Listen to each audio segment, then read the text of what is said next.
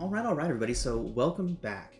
So, last session, our first session, you all found yourselves meeting. You all found yourselves drawn towards one another in the mists of Ravenloft. All of you drawn for different reasons into the mist, but all more or less going willingly into the strange darkness that these mists embody. Um, a few confused meetings later, you all discovered that you seem to be in a place known as Barovia. Um, Legend and history and stories tell of ancient beings and dark figures who rule over lands like this, but so far all you can tell is that the path only seems to be leading one direction, towards a village called Barovia. You all followed the only road you could, for some time, passing by massive gates and encountering some of the denizens of this place, the more bestial ones at least. Um, yeah, that is where we are now.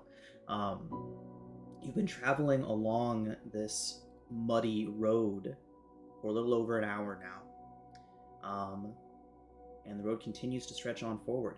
You have begun to leave the denseness of the woods behind you, the trees becoming more and more sparse, more rare, though they do still block the road here and there.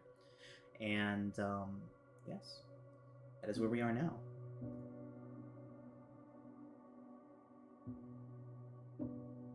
So Fresh off of a wolf attack. Yeah, so we just finished the battle with the wolves, correct? They were less than friendly. Indeed. And I noticed from like color of his token and stuff like that, how much is Dr. FireX down as far as hit points go?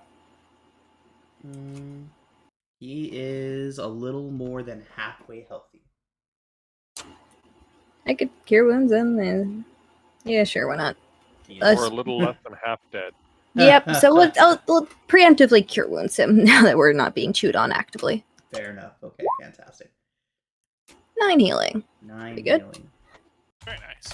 Indeed. So as Doctor mumbles and walks away, throws up a hand over his shoulder and thanks you. No problem. Well, that was unexpected. This is why I avoid the woods. We don't generally have varmints like that running about in the streets. They seemed rather tame compared to what I'm used to. Really? The one that melted and kept walking kind of trembles a little bit, like it's still trying to maybe bite someone. Yeah, see, that's not normal. Very well, it depends on what your definition of normal is. Not that. Fair enough. I think it may be normal for this place. Fun. Have you been to Barovia before? In a manner of speaking, but I haven't been here in many, many, many years, and I do not remember it. Well, then you might as well just say no.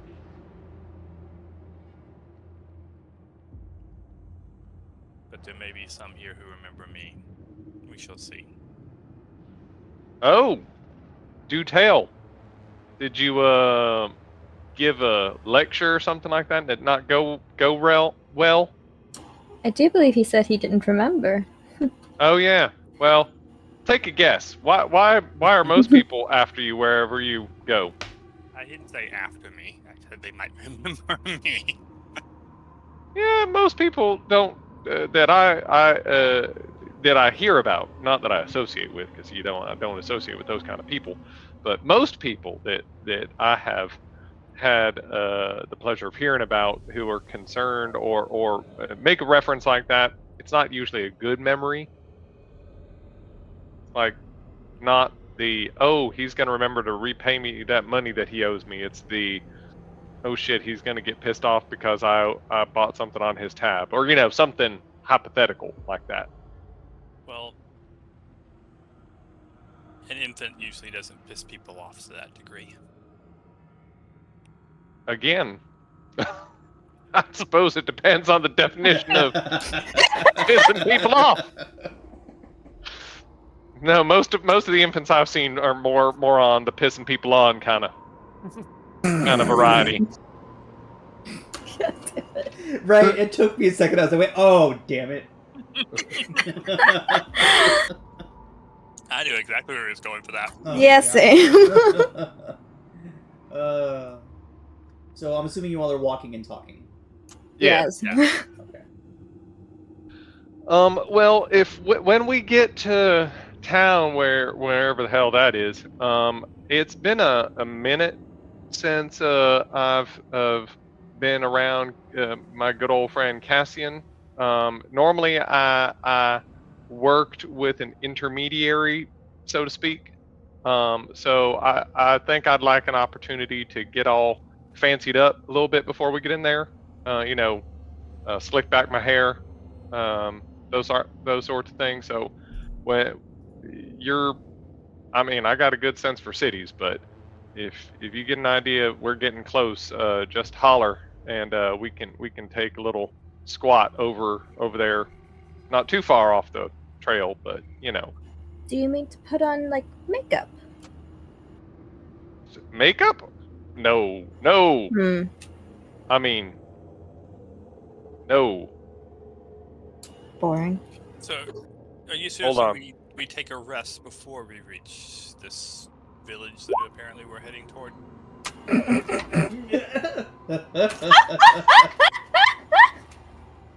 Maybe with the makeup.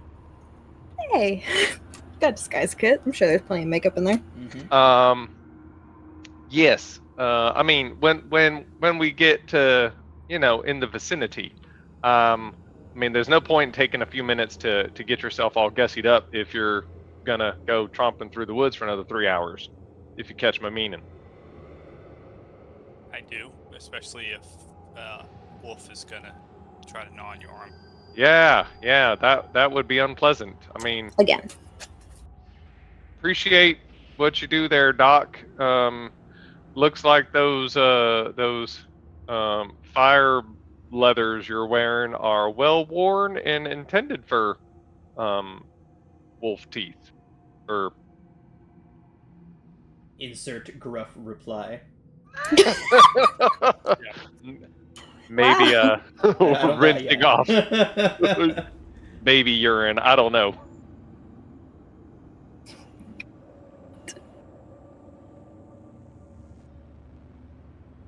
All right. What is the passive perceptions of everybody in the party again? 13. Hold up. Where is it? 11. 13. 16. Alex is 16. Oh, I got a 16. Okay. Okay, so traveling down the old Zvalich Road. What a name. Indeed. You do eventually begin to notice that there are very few trees and such around you. Again, every now good. and then there's one interplace, but you've definitely left the woods, TM.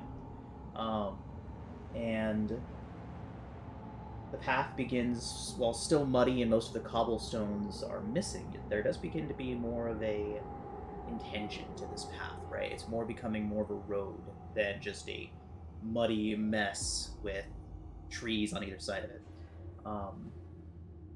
Pollux, you are the first to notice, lying in the middle of the road, smack dab in the center, across the straight middle of it, is a person, lying face down, motionless. Hold up. So are there like buildings nearby? You do not Or- see any. No, all you see Okay. is road ahead and road behind. You don't even see the towering of the tree line behind you anymore. Gotcha. Well, hold up. What is the surrounding countryside? Is it farmland? Is it... Mostly just Mist. Yeah, that you can't see too far. You do see a tree looming up every now and then off in the distance, but it's mostly just low shrubs. Hold up. Looks like we we got. could use some help. Yeah, there's someone over yonder. Maybe yeah. dead. Be careful. Could be a trap. How far away is it from the group? 30 to 40 feet in front of you all, with Pollux in the front.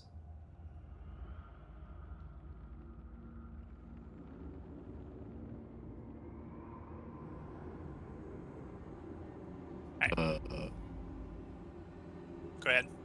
Mage hand. Ah. Poke. Okay. What's the range on Mage Hand again? 30 feet. You said 30? Yep. Okay. Nico, closing within 30 feet of the body. What does your Mage Hand look like? And it's a shadowy specter. Okay.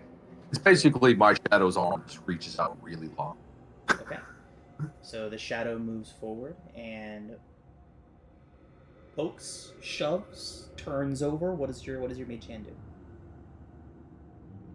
I think it's more of like it just kind of ruffles the shoulder to see if they're. So you ruffle the shoulder, and this individual wearing tattered peasant's robes, tattered peasant's garments, obviously very not very well off looking. You kind of shove on the shoulder, and in the silence of this misty land, you do hear almost like a bullet through the air. Uh-oh. Not me. And the hand shoves, and the person's arm kind of reaches out towards the edge of the road and puts it down, almost like they're going to try to drag themselves away. And then they collapse again. Okay. This is hard to see. Yeah, I rush forward. Yes, the heroic was gonna. I will stay within 30 feet of them with my weapons out, looking around for danger. Okay. So Tremaine, you approach the body, and Pollux, you are staying within 30 feet. Is that right? Yeah, within 30 feet of the body. Nico was looking around, assuming an ambush. Was that Nico? You are very robotic, Yeah. Derek. And again. Yes, I again. get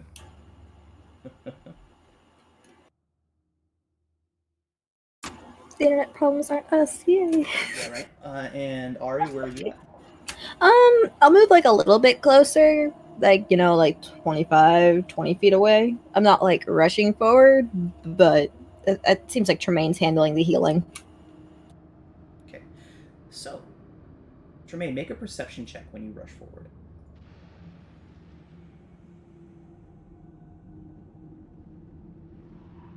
Second, let me get my sheet open.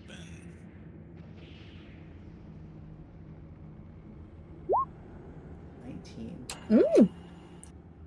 Tremaine, as you approach, the very first thing that you notice is a strange smell, almost like rotted eggs, drifting up from the body.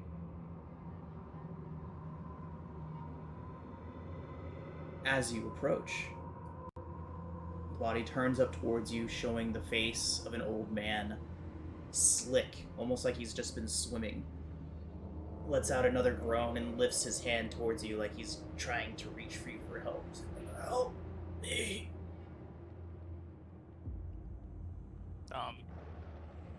I will go forward. Can I tell what's wrong with him? Make a medicine check. I do have proficiency in medicine. Medicine. Remember, no good deed goes unpunished. And I'm going to get punished a lot. Better you than me. Tremaine, you see no visible wounds of any kind. In fact, there doesn't seem to be any visible harm done to this person at all. With a 14, that's what you notice.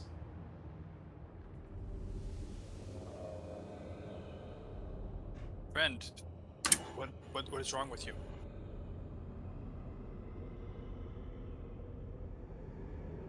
hand reaches up towards you and grabs your pant leg.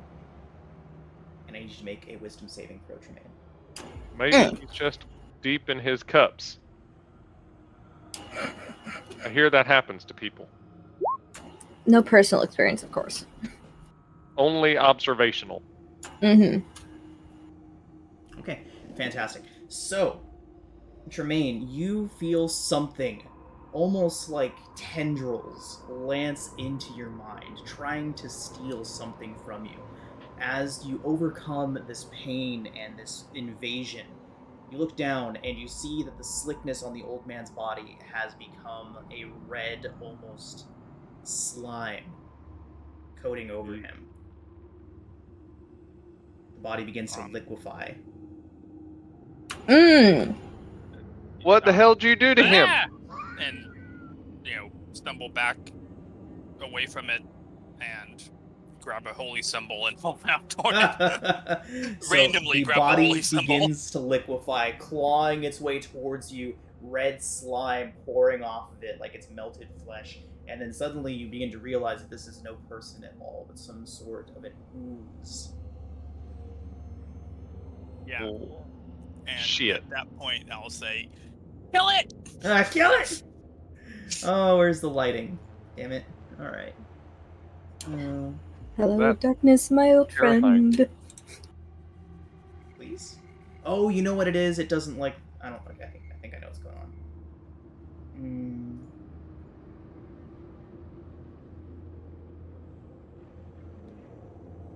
I have a bunch of layers on this map. Some of them are animated GIFs. I think it might not like it too much.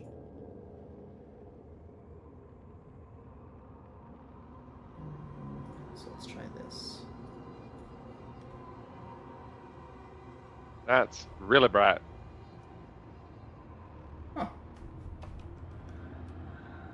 But there's I'm fog. sorry, I can't see. Can you all see? Yes. You I can, see. so it's just me. So it's just my bot that can't see. That is fine. That's much better than what I was thinking. It's very dark.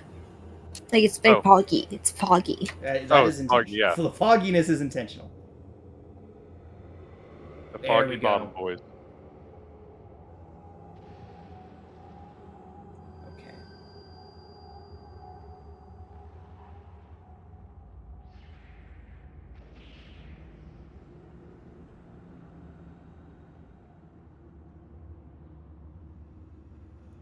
Sorry, everybody. The map is not cooperating with me today.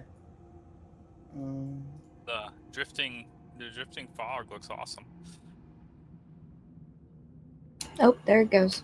Mm-hmm. Oh, it's back. Yeah, I'm trying to get rid of the extreme darkness layer, but it's like, it's not nighttime. It is still that strange daylight fogginess, but I can't get rid of the nighttime layer for some reason. It's like, nope, you get to keep that forever.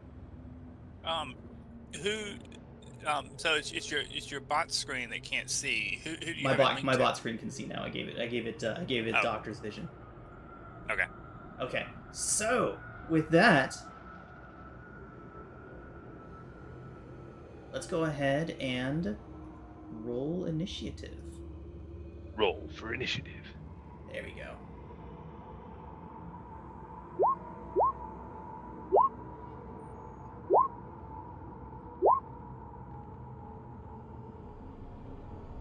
Well, I'm not going first.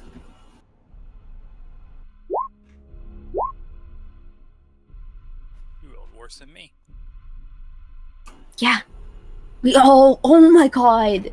This is gonna go well. Hey, Pollux, you got this, right? Wow. Yeah. Roll for the doctor.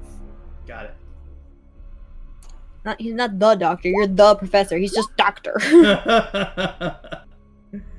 Doctor. Doc. Can y'all hear me? Doc. Yeah, we got Yes. it. That's actually Yes. much better. There we go. Yay. All right, cool. And you've left Ah, the nice, robot nice, at nice. home. Okay. It did not do shabbily. No, it did not. The rest of us. I Alright, see Pollux. the person melt into ooze, and I said, first punishment, and then I'm gonna shoot it.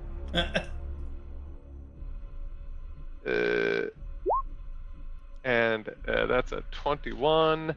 I am going to call this thing my favored foe, so I do an extra D4 of damage on it. Okay.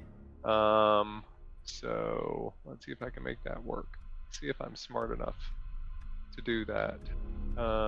Favored foe, not that, and boom.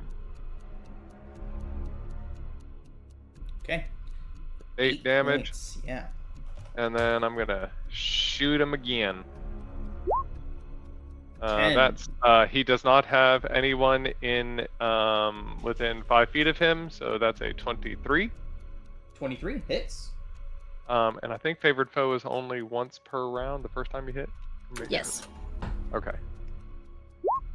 So that is not, ignore the 2, so 6 damage. Okay.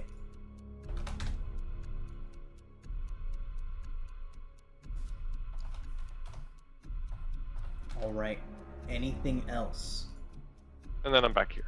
Okay. Wait, hold on, let me look. Okay. I was like, let me move my screen so I can see if there's anything coming from behind us. Okay, I'm good. That's it for me. Okay, okay. So, the amorphous blob continues to rise up out of the ground, the visage of the old man completely gone now in exchange for this red amorphous ooze, standing up to about the height of the average person in front of you all. Now,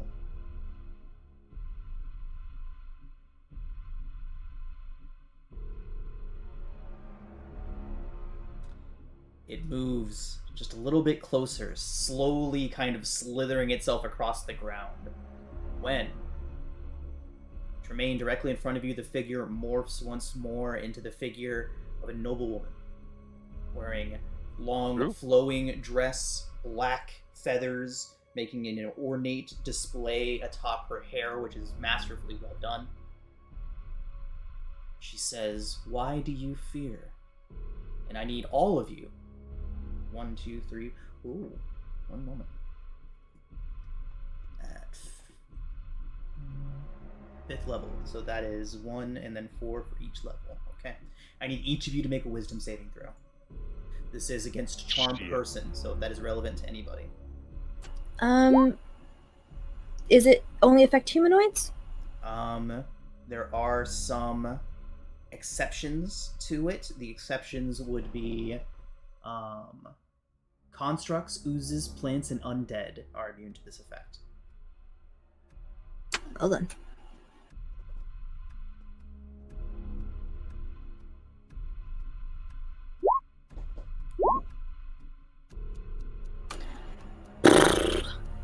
Okay.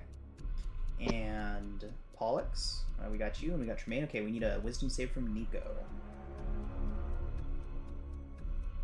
And from Dr. Fireaxe. And from Doctor. If you want to give me control of him so I can like roll stuff for him. Yeah, that would probably be a bit more convenient. Ooh, that works. Okay, so We are on our game tonight, guys. All right, so yes, Pollux, Ari, Nico, and Doctor are all charmed. You believe this being to just be some innocent woman, albeit very well dressed for the road, and maybe a bit odd that she's out here by herself. But you consider this being to be friendly to you. You are all charmed by it. Okie dokie. Good thing I'm already done with my turn. Okay.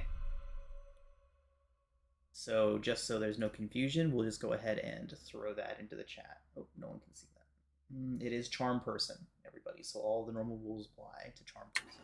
Oh, hold on. Can charmed person They are target? immune to charge person. Yeah, Yep, they there are are on the list. there are definitely races that are immune to the charm effect or have advantage against the saving. So are Nico and I not charmed? If you are both Fey, then you are not charmed. It is, We are both. At least you I am. I are think Nico is immune too. to being charmed. I am Fey. Woo, gaming. Okay. So then it would just be Doctor and Pollux. that Yep. are charmed. Okay. So Nico, what do you do?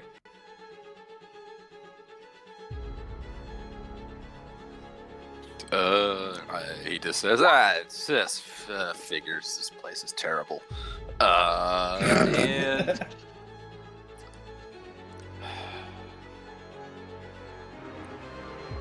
yeah, I'm gonna walk. Do I want to walk up to it? I don't really want to walk up to it. I'm gonna shoot it with a hand crossbow. That seems I don't really want to walk up to it. better. Yeah. Just get a sight line, so I can see it past Tremaine, and I will whack it with a hand crossbow. Yay.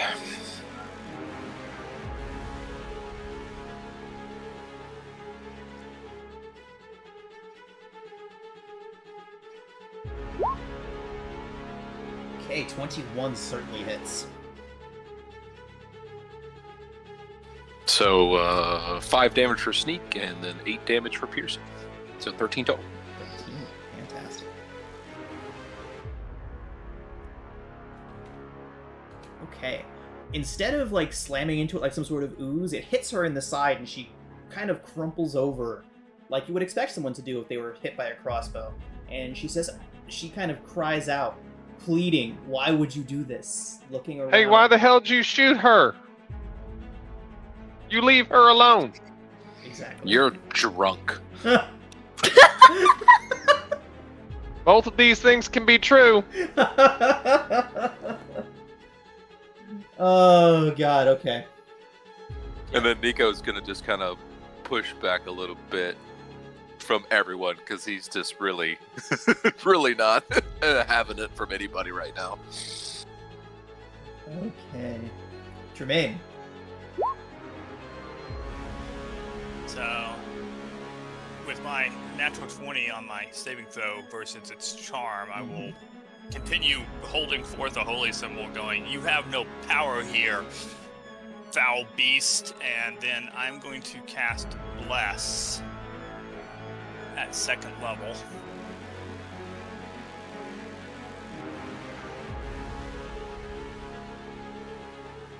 Gives you 4 targets. Yep. Nice. How long have we been walking? Probably less than 2 hours at this point. I mean, Did we from get, like, a the short moment rest? that you started till now. No, there was no short rest between the wolf encounter and now. Yeah, I only cost 1 spell during the wolf encounter. But you had done the Zone of Zone of Truth, I Truth. did. I forgot about that. I don't have a spell slot for Bless. Bummer. I would love bless. Okay. Yep. Thank you, Pollux. In that case, I am going to smite it. Sweet.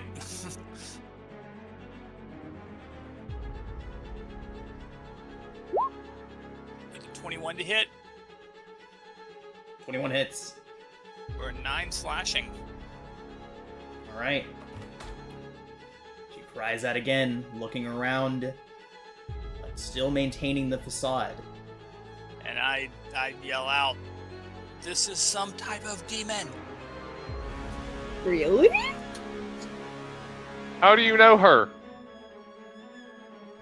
Just because you got off to a bad start doesn't mean she's a demon.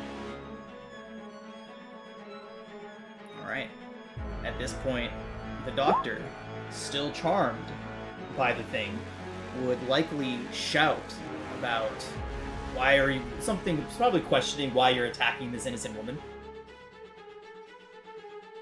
Ari. Okay,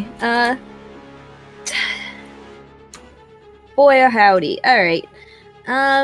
This is just bad vibes all around, so I'm going to, if I can position it right so that it would not hit Tremaine, it would just sort of be stationed, like, behind her. I'd like to cast Shatter. Okay. Yeah, it's a 10-foot sphere, so...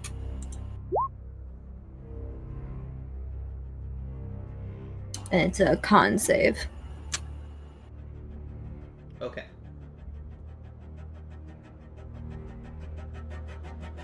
Okay.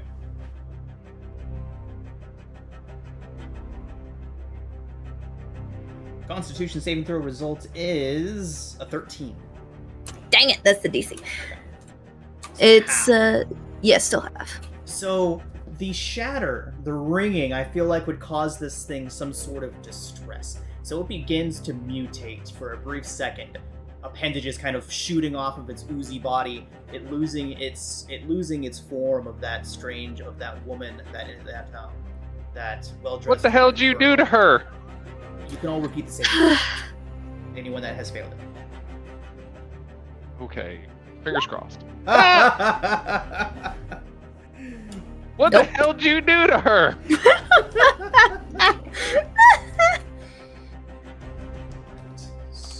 If you want me to roll for doctor, Yes, please. Fire Act, you need to give me control. Oh, yep. My bad. Haven't done that yet. Here we go. Players, you are good to go.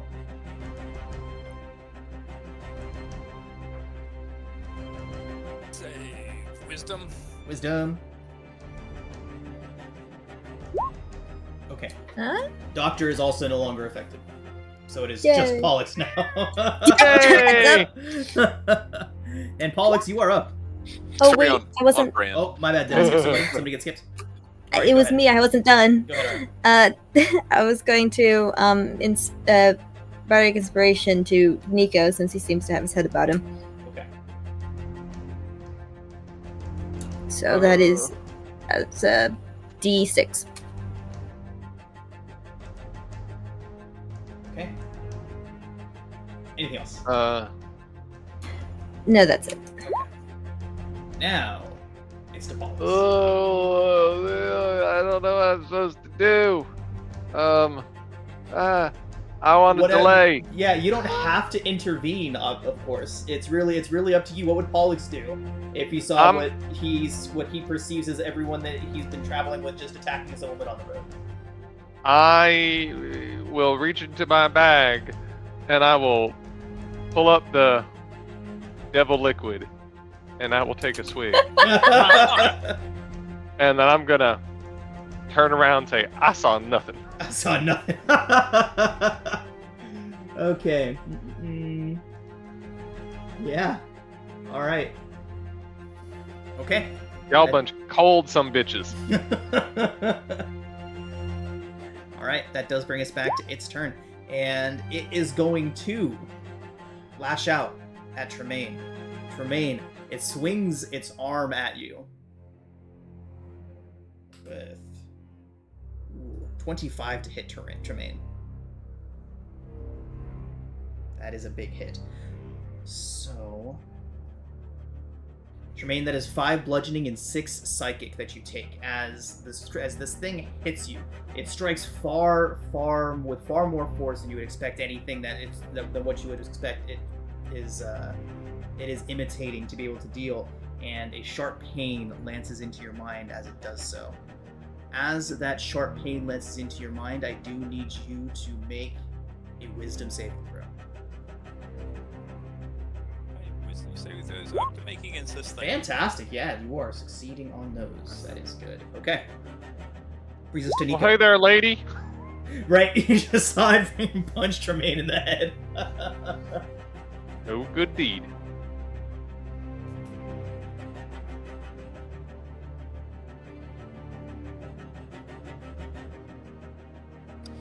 All right.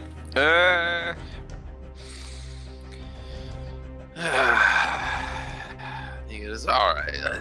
Let's end this thing. Nico's going to walk up and he's going to cast Hex. I think is a bonus action on the way in.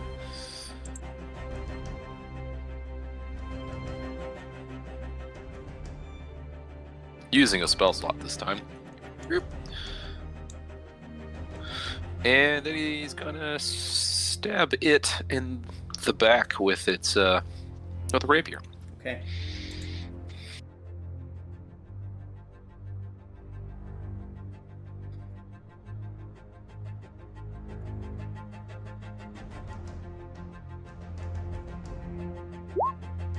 And 15 hits. All right, so 8 damage between sneak and necrotic, Okay. 3 sneak attack, 5 necrotic, and then 9 piercing.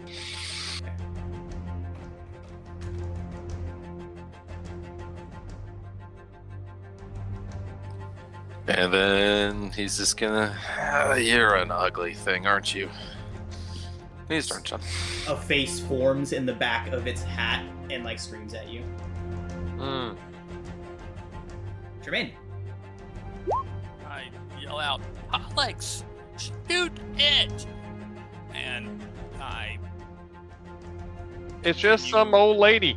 mumbling various religious prayers from whatever religion I can think of as I once again hit it with my longsword. That'll do. Yeah. Crit. Woo. Yep, for 12 slashing. Okay.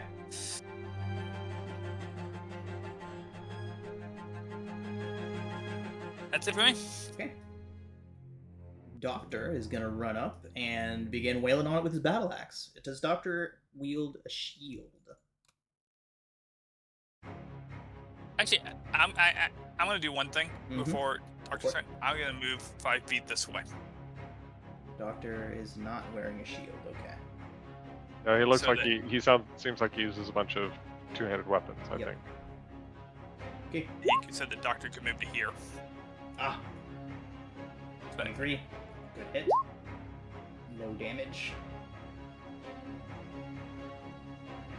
And we are still level 3, so only one attack. and Doctor would have cast Booming Blade, but Let's conserve the spell slots as much as possible in case it comes back it's a before cantrip. another long rest. it's a cantrip. Oh, is it? It's a cantrip. I'm a player a lot, as you can see. Yep. Okay. It won't do any extra damage right now anyway, unless it moves. Okay, we'll but just assume we put it on there then. Yep. Okay, alright. Oh, joy. It's actually looking pretty hurt. tell it how ugly it is. Oh, wait. It just got... It just had that booming blade put on it. How perfect. I'm gonna move over to here. 1, 2, 3. And make it so it'll have to go that way. And, yeah, your father was a hamster. Your mother smelt of elderberries. I'm casting Dissonant Whispers on it. Okay. Wisdom saving throw result is unfortunately a 17. Dang it! Yeah, Oh, I got terrible unfortunate damage! too, yeah. What the hell? Well, there goes my first level Wow. spells. Yeah. Rip! I Alright, tried. Get the low rolls out of the way early. It's all good. And then I shall do a dance. I don't know. I'll start playing some music. Ambience. Alright. Pollux. There's nothing that's gonna give me another save. I'll allow you to make one again. Seeing all your friends just continuously wailing at this thing. You know, we'll say that it was the second face it grew that spooked Nico. I do not have a sessional to apply to this. So 14 just fails too. yep. He can have my sessional. 19 succeeds. The Hey! second face screaming at Nico struck you as a little bit odd. Wait a minute. That's no normal lady. That you. There's no lady. That's no lady. Shit. Oh, Blam! shit. 19 hits.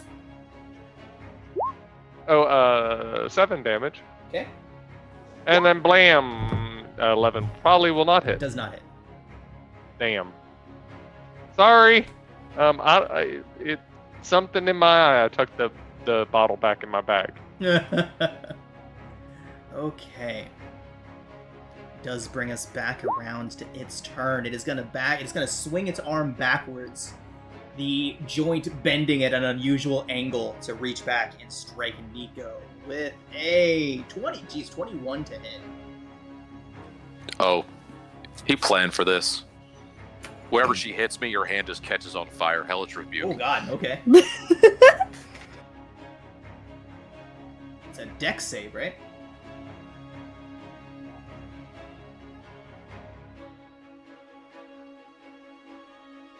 Which it does get a 17 on. So 11 fire. Okay, so have that down to 5 fire. And Nico, you do take 8 bludgeoning and 5 psychic. As it's... Go ahead. Does she take hex too from that? don't Or is that think only the based on hellish attack? rebuke. I think it's just attack. That's, yeah, Hex doesn't add to saving throw spells, only to attack rolls. Okay, so Nico, as it strikes you, you can feel something, tendrils, sneaking into your mind. I need you to make a wisdom saving throw. Nico. So the initial damage was 8 bludgeoning and 5 psychic. Look at y'all kicking the shit out of these wisdom saves. Good for you. Whatever. Whatever. All I right, gotta Nico. break that curve. You're up. Hold it had no power here. Nico's 4 HP is like. Hold on, I'll use my last spell slot to heal yet. Just hold on. I can heal myself actually in Oh. a second. Yeah, I'm super useful to myself. To All right, myself. Nico's gonna just roll around, so he's standing next to Tremaine and just look at Doctor, and be like, "Let's end this." That's Doctor you're next to actually. Well, Tremaine, the flanking Best. thing. Yeah. Yep. Oh. All right, so I'm gonna stab. Stab.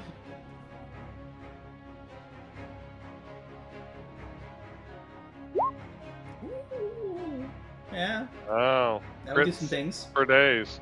Yeah. So we've got 8, a 1. There's a lot of ones in there, Nico. Yeah, they're. Oh boy. Go ahead and roll 2 more d6s. Okay, so swap out that first. So 7 and 6, so 13, 18, 21. Yep. Did I math that? Yep. Okay. Alright, it has fully ditched the facade and is just a writhing red glob swinging around pseudopods.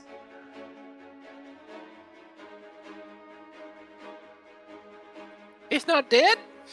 Not quite. Oh man. That's no good. The bonus action, I'm gonna heal myself with healing light. So you just see a little glow, and we'll heal myself a little. Okay. Tremaine. Back to the abyss with you. It turns a screeching many faces towards you. 24 hits. How do you kill it? Just the sword just right through one of those screaming faces and just hold it there, and then cast a what's it called? Sacred Flame? Fire. Sacred Flame, yes. Spiritual fire. Yeah, spiritual fire. Well, shit.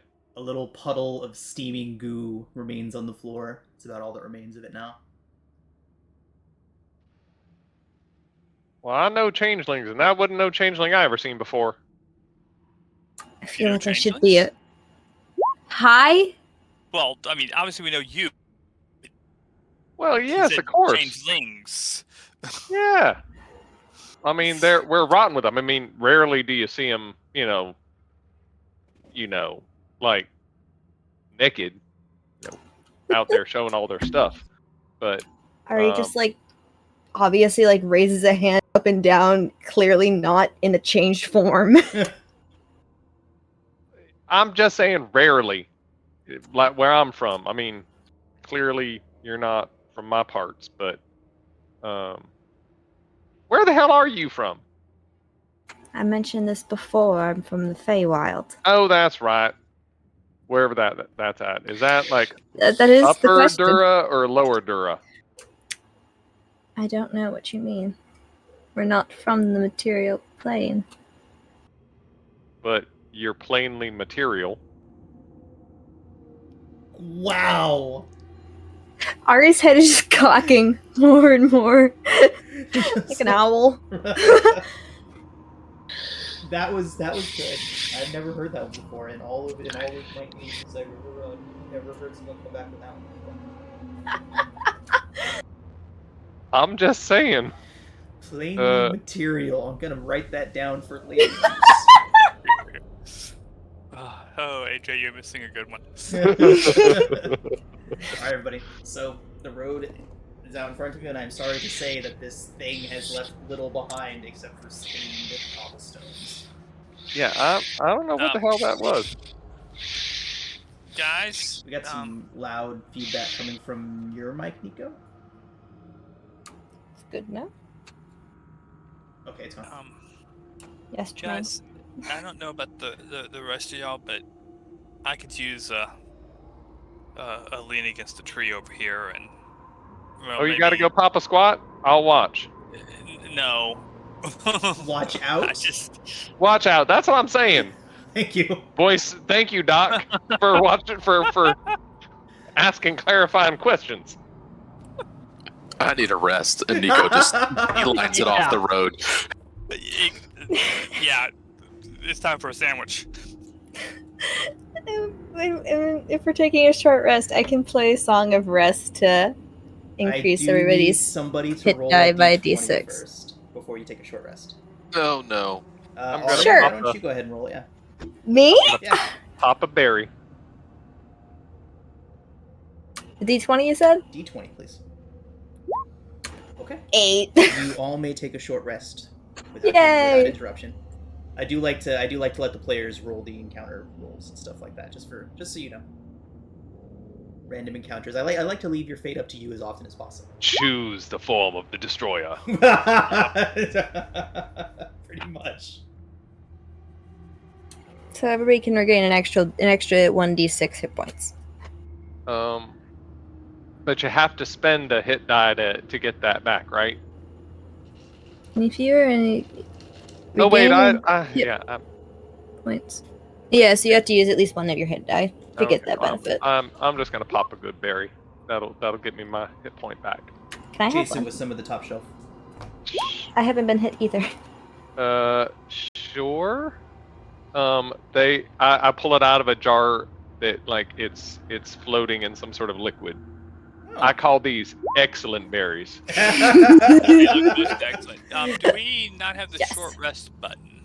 I think I forgot to turn that one on. Let me check. Yeah, okay. do They're I like have- maraschino. I don't think I have Oh. resting with style on this game, but I can check right now.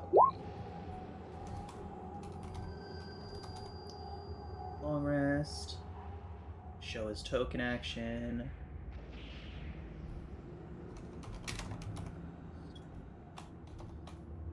I don't remember if I turned this on or not, so please bear with me, but you should now have a token action. If you click off your token and click back onto it, it says long rest. Click that and see if it does anything. Oh no, don't take a long rest. No, don't press the button. My bad. I did long rest instead of short. I'll turn on the short rest one right now.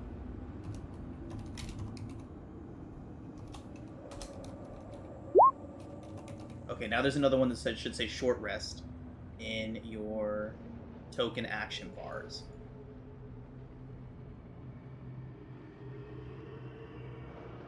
You know what? Has anyone done Doctor Short Rest yet? I don't think I get anything back on a short rest. Has anyone done Doc? Oh yeah, me either. I was muted. I was like, why is nobody listening to me? It's probably good that no one heard that too. So everyone should have the token action in their token action bar for short rest, long rest now. I'm testing it on Doctor to see if it works with the short rest right now. It do. Okay, the short rest, long rest buttons on your action bars are now active. Okay. And Doctor I'm gonna did not roll it. need any hit points.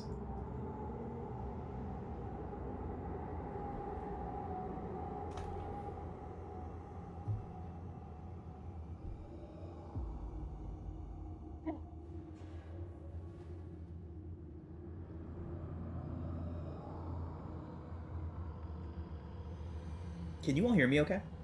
Yes. Okay, my Discord's been acting real wonky lately. It's just been technical difficulties galore for the past like 3 or 4 days, so I get paranoid of whether or not I'm still active in Discord or not. Like, what was it? Sunday, like I was just having internet trouble like crazy. Okay. Sunday, the Out of the Abyss game. Sunday is the Tomb of Annihilation game. Ah, Indeed.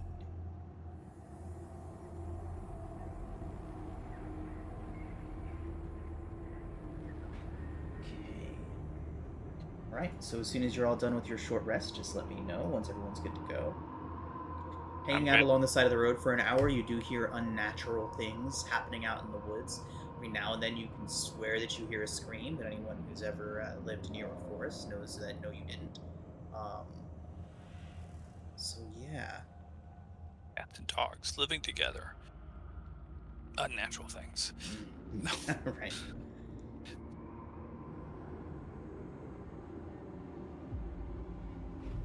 This is Private Winger.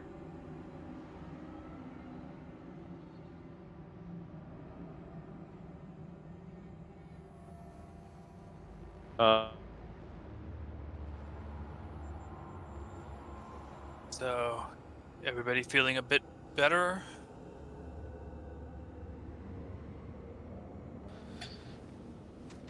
Point of order, Tremaine. Nothing here's your friend. Never try to help anyone. I didn't think he was my friend, but I thought he needed help. And that's what you do when you're on the road. You help people. Is it? Not here, you don't. Well, maybe that's what's wrong with this place.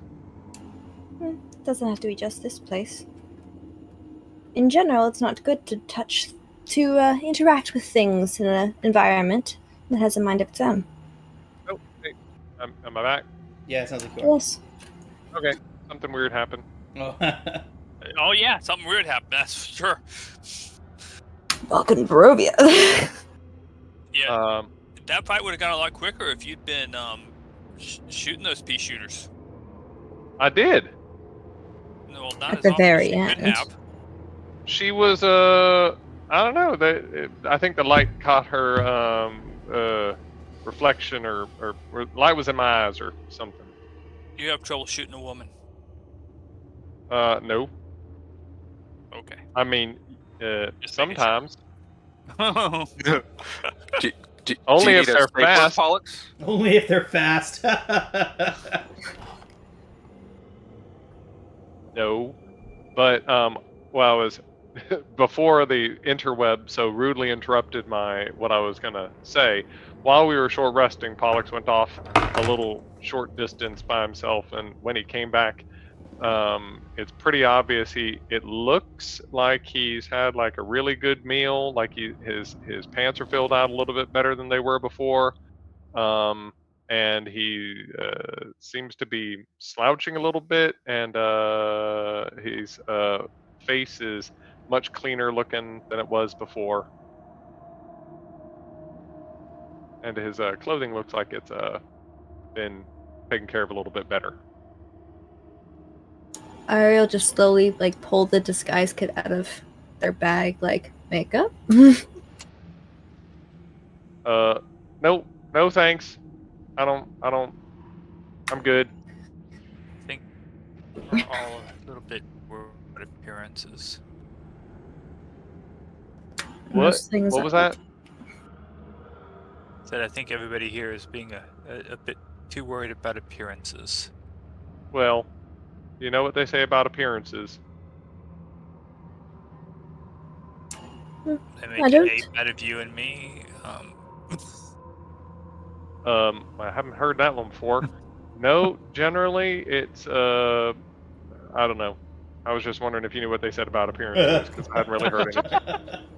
Something about deceiving. No, that wasn't it.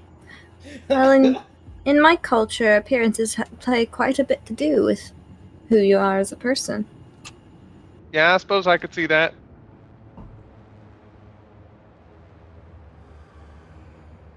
Not really sure why, but I can see that.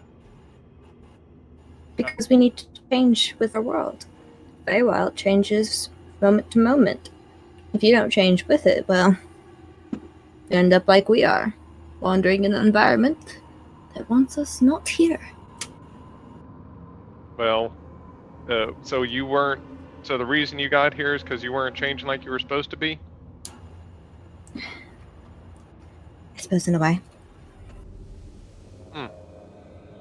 So is that why I got here? Because you weren't changing like I was supposed to be?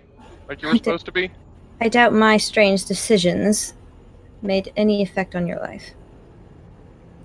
Well, I'm pretty sure that a lot of the strange decisions y'all made had an effect on that little lady's life. That was no lady. Well, you know, it was like a chorus. I mean, most changelings I've seen only like turn into one person at a time. It was not a changeling. Right. That's what. Yeah, we agreed on that. I'm just saying, you know, it's point of reference.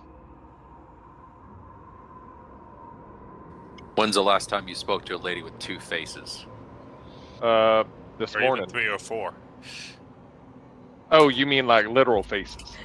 Ari just starts counting the masks on her belt. At the same time. You're really going to have to be a bit more specific because in the circles that I have run in, they can have multiple faces to go along with multiple everything else. Ooh. Really? Could everybody? I please mean, make figuratively. Can I get a perception check from everybody as you are engaged in this thrilling conversation?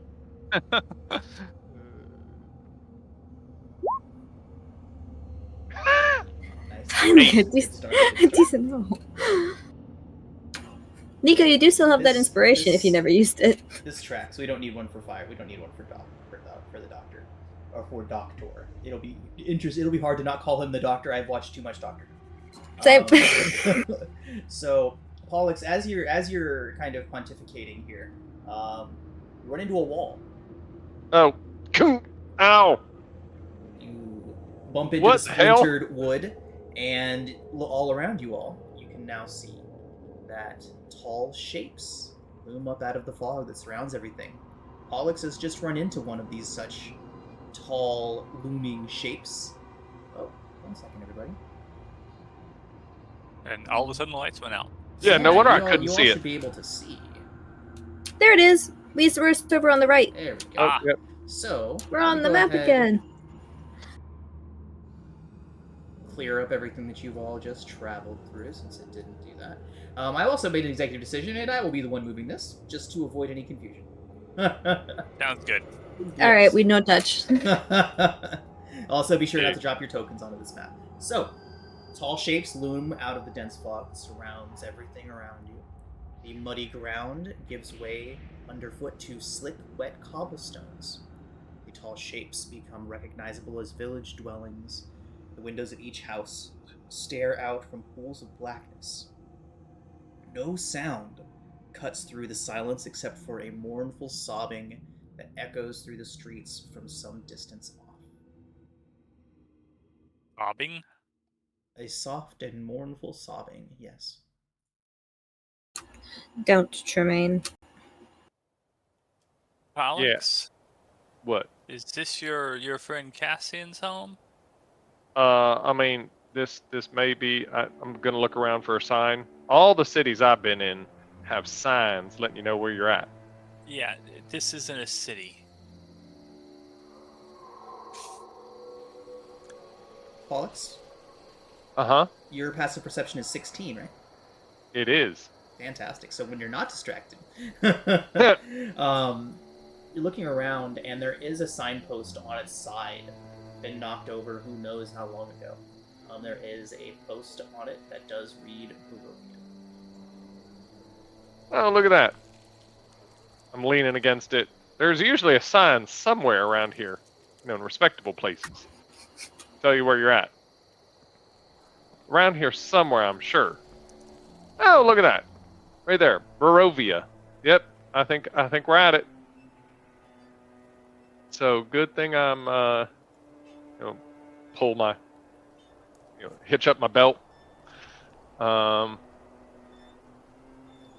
Think we're probably going to run into him again. It's been a long time since I've seen him, so y'all just go with the flow. Is there enough light to see well right now?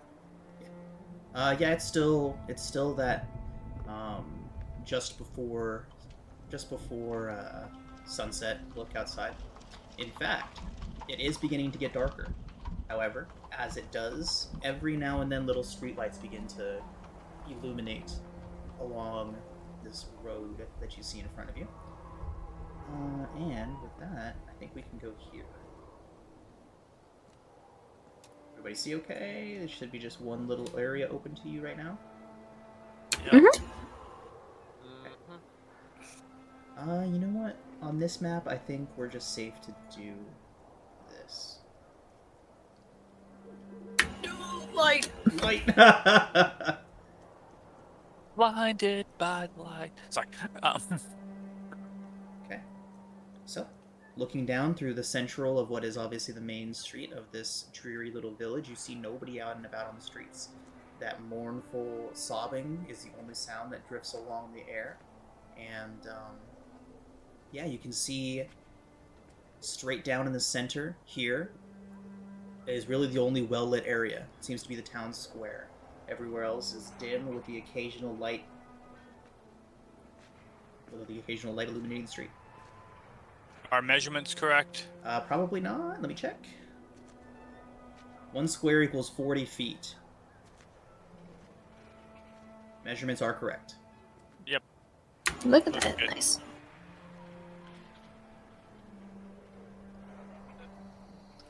Pollux, do you know if there, I assume a village this size is bound to be an inn? Oh, sure. I mean, Cassian. I mean, it's almost like it's in his name. Of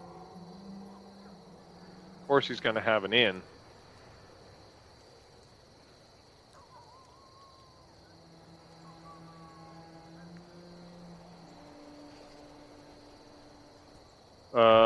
But I know cities, so although this is not really a city, but close enough, city-like.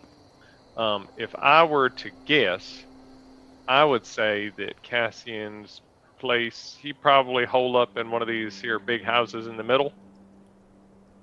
You know, probably towards the town center. Do you think we should go directly to his place as opposed to an I inn? mean, he'll probably, he's asking for some help for his sick daughter. So we could probably negotiate for some place to stay as well.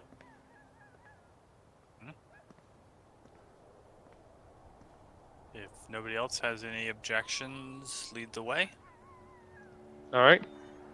Gonna start walking confidently towards the town center. Are we allowed to move this cog? Yeah, that's fine. or... There's no lighting here, so y'all can move that as you wish. As the group starts into town, Nico raises his hood, and it becomes camouflaged. Nice. Fancy. Is anything following us out of the... Should make a perception check.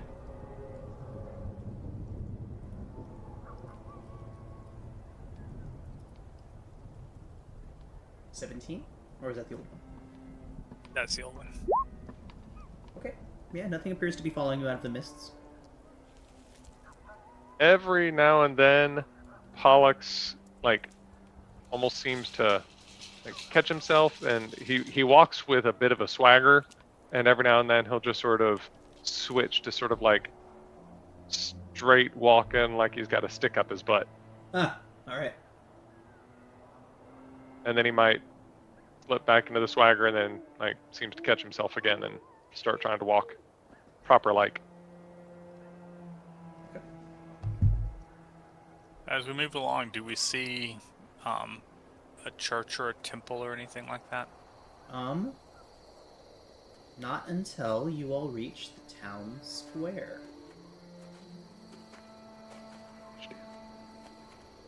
As you all do so, the fog slowly begins to lift as night fully falls over this place.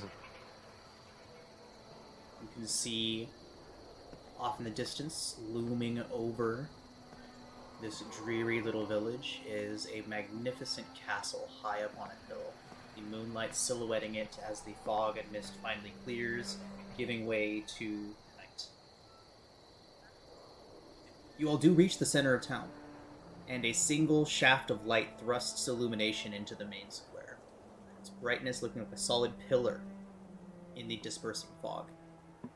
Above the gaping doorway, a sign hangs precariously askew, proclaiming this to be the Blood on the Vine Tavern.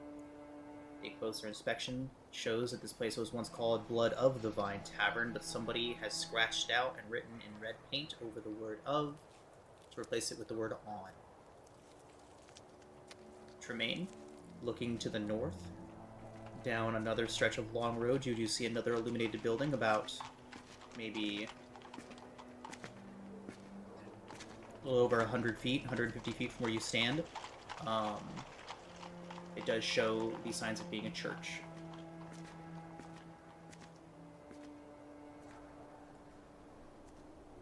So what would you like to do?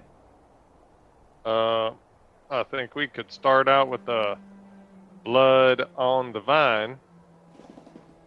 Did you I not don't know say you about y'all, want? but a little parched. Did you not say you wanted to find your friend? I mean, we're not in a rush. Did you not say it was for a sick daughter? I doubt she's going to get better tonight. Besides, we wouldn't set out till tomorrow anyway. It'd be rude not to partake since we're here. Right? Don't ask me, I'm unfamiliar with your customs. Oh yeah, these are definitely my customs. Gonna go inside the building. Okay. Shrug and follow. So, inside of the Blood on the Vine Tavern, you do see it's rather sparsely populated. There is a single man sitting in the corner, nursing a mug, shock of blonde hair. He kind of eyes you as you all enter. Across the tavern from him is a table of three very festively dressed individuals. Bright colors, long flowing robes. Those of you familiar with the Travelers of the Mist would recognize them as Vistan. They eye you more suspiciously as you enter, kind of glowering and leaning over and whispering to each other as you enter in. Behind the bar is a man with a vacant-looking stare in his eye who doesn't even seem to have noticed you, even though he's looking right at you all as you enter into the door. He is thoughtlessly cleaning a glass in his hand.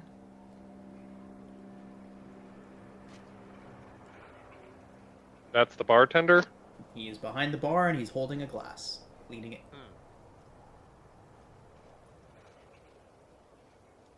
Pull up, saddle up to the bar. He's still just cleaning the glass. After you sit down, he puts the glass behind him, pulls another one off, and gets to cleaning it. What do you got?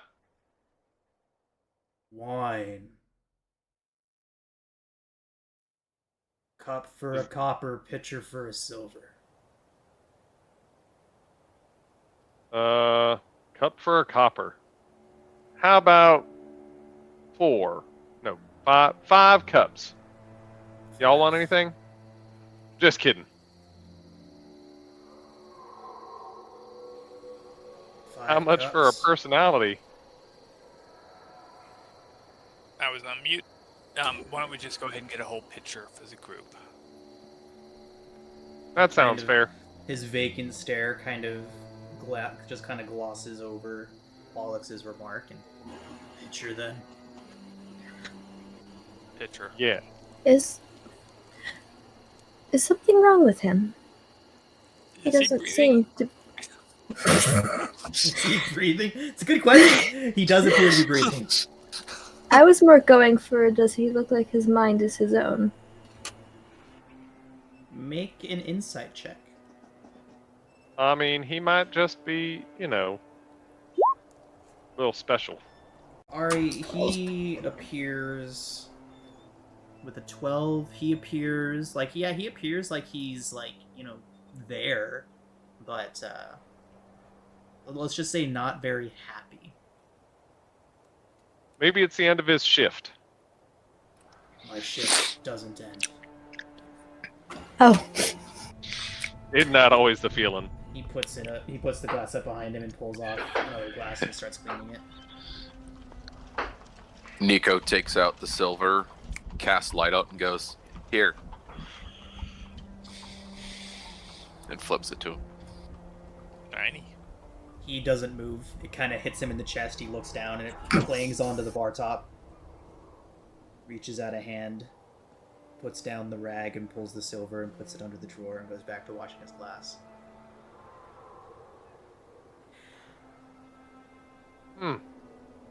Pollux, with your 16, this is going to be something that we hear a lot. You hear footsteps approaching from behind you.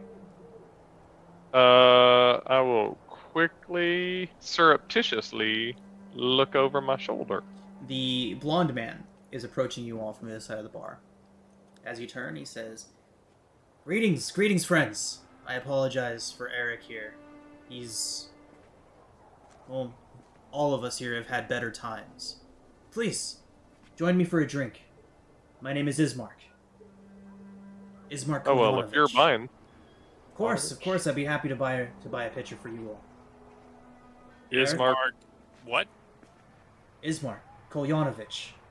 I'm the son of the burgomaster here, and I'd like to speak with you all. You all have the air of people who know how to handle some weapons. Please, No. will you join me?" Not necessarily just poke Pollux. Mm-hmm. Isn't that the person you were called to see? Mm-mm. No? I must have been mistaken. Pollux will get up and walk over there. Again, walking very straight-legged and, properly. Very proper, like. Okay. Right. Okay. So he sits down. As I walk over, what are the Vistani doing? And They how close are we? doing the thing where they're all kind of leaning into each other, one of them smoking a pipe, but they are staring at you all and kind of whispering back and forth towards one another. They're not trying to hide the fact that they are very interested in you. Okay. Just kind of wave at them. One of I sit- the two women gives you a smile and waves back at you. Yeah. I sit such that my back is not to the Vistani, Okay. so that I can kind of keep an eye on what they're doing. Okay. So, Ismark sits down and says, thank you all for hearing me out. I hope that you all would be interested in maybe making a few coin and doing something to help some people out. You see, my sister, Irina, well, I'll let her tell you the whole story, but we could really use your help. You see, our father, the Burgomeister, was recently murdered. Oh. And we find the village of Barovia no longer to be a safe place for us. Long and short of it is that we need an escort. We've been waiting for one such as you to enter into town, as unfortunately does happen relatively frequently around here. You don't seem surprised to see outsiders in such a sleepy It is certainly or not comatose. It is certainly village. not uncommon. Visitors, strange folk come through here at least once every few 10 days. Granted, often they don't last in this village, at least very long before they move on. But indeed, it is not an uncommon occurrence. As I said, I've been waiting for one such group to come through. As soon as he said that his father died, I think it would be very, very obvious that Pollux seems to relax quite a bit and then sort of flip into his more normal way Oh, of good, sitting. he's dead. He doesn't say it. I'm just saying. Is Mark? You said your father was the burgomaster. You hear one of the Vistana call from across the bar. Ismark the Lesser! And then the three of them start laughing amongst each other. They don't seem to like you very much. No, they do not. Well, I'm Or for your one. father's name? What was that, Pollux? No, sorry, he said that was Carl saying something first. Okay, go ahead. You bear your father's name? Says, If they call you Ismark the Lesser, was he Ismark as well? No. he was my father, yes, and the lesser is a play on the fact that I was always living in his shadow. My father, Kolyan Indirovich, yes. Kolyan. Not Cassian. I heard somebody Cassian? mention that name. I know of no Cassian. Yeah. Oh, I'm sorry. You must have misheard. I said Kolyon, Cassian. Very similar. Oh my god. I'm very sorry for your loss. I did, however, recently receive um, a letter from your father asking for some help with your ill sister and promising, he was a generous sort, just almost throwing money away. And I mean, I hate to. Sir, my father died penniless. We own not a penny to our name any longer. What? Furthermore, he has been comatose in a bedridden state for weeks. May I see I thought you this said he was letter? murdered. It is a long story, but yes, his ultimate demise was intentional. May I see So he's this not letter? dead. Oh, he is quite dead. Insight check.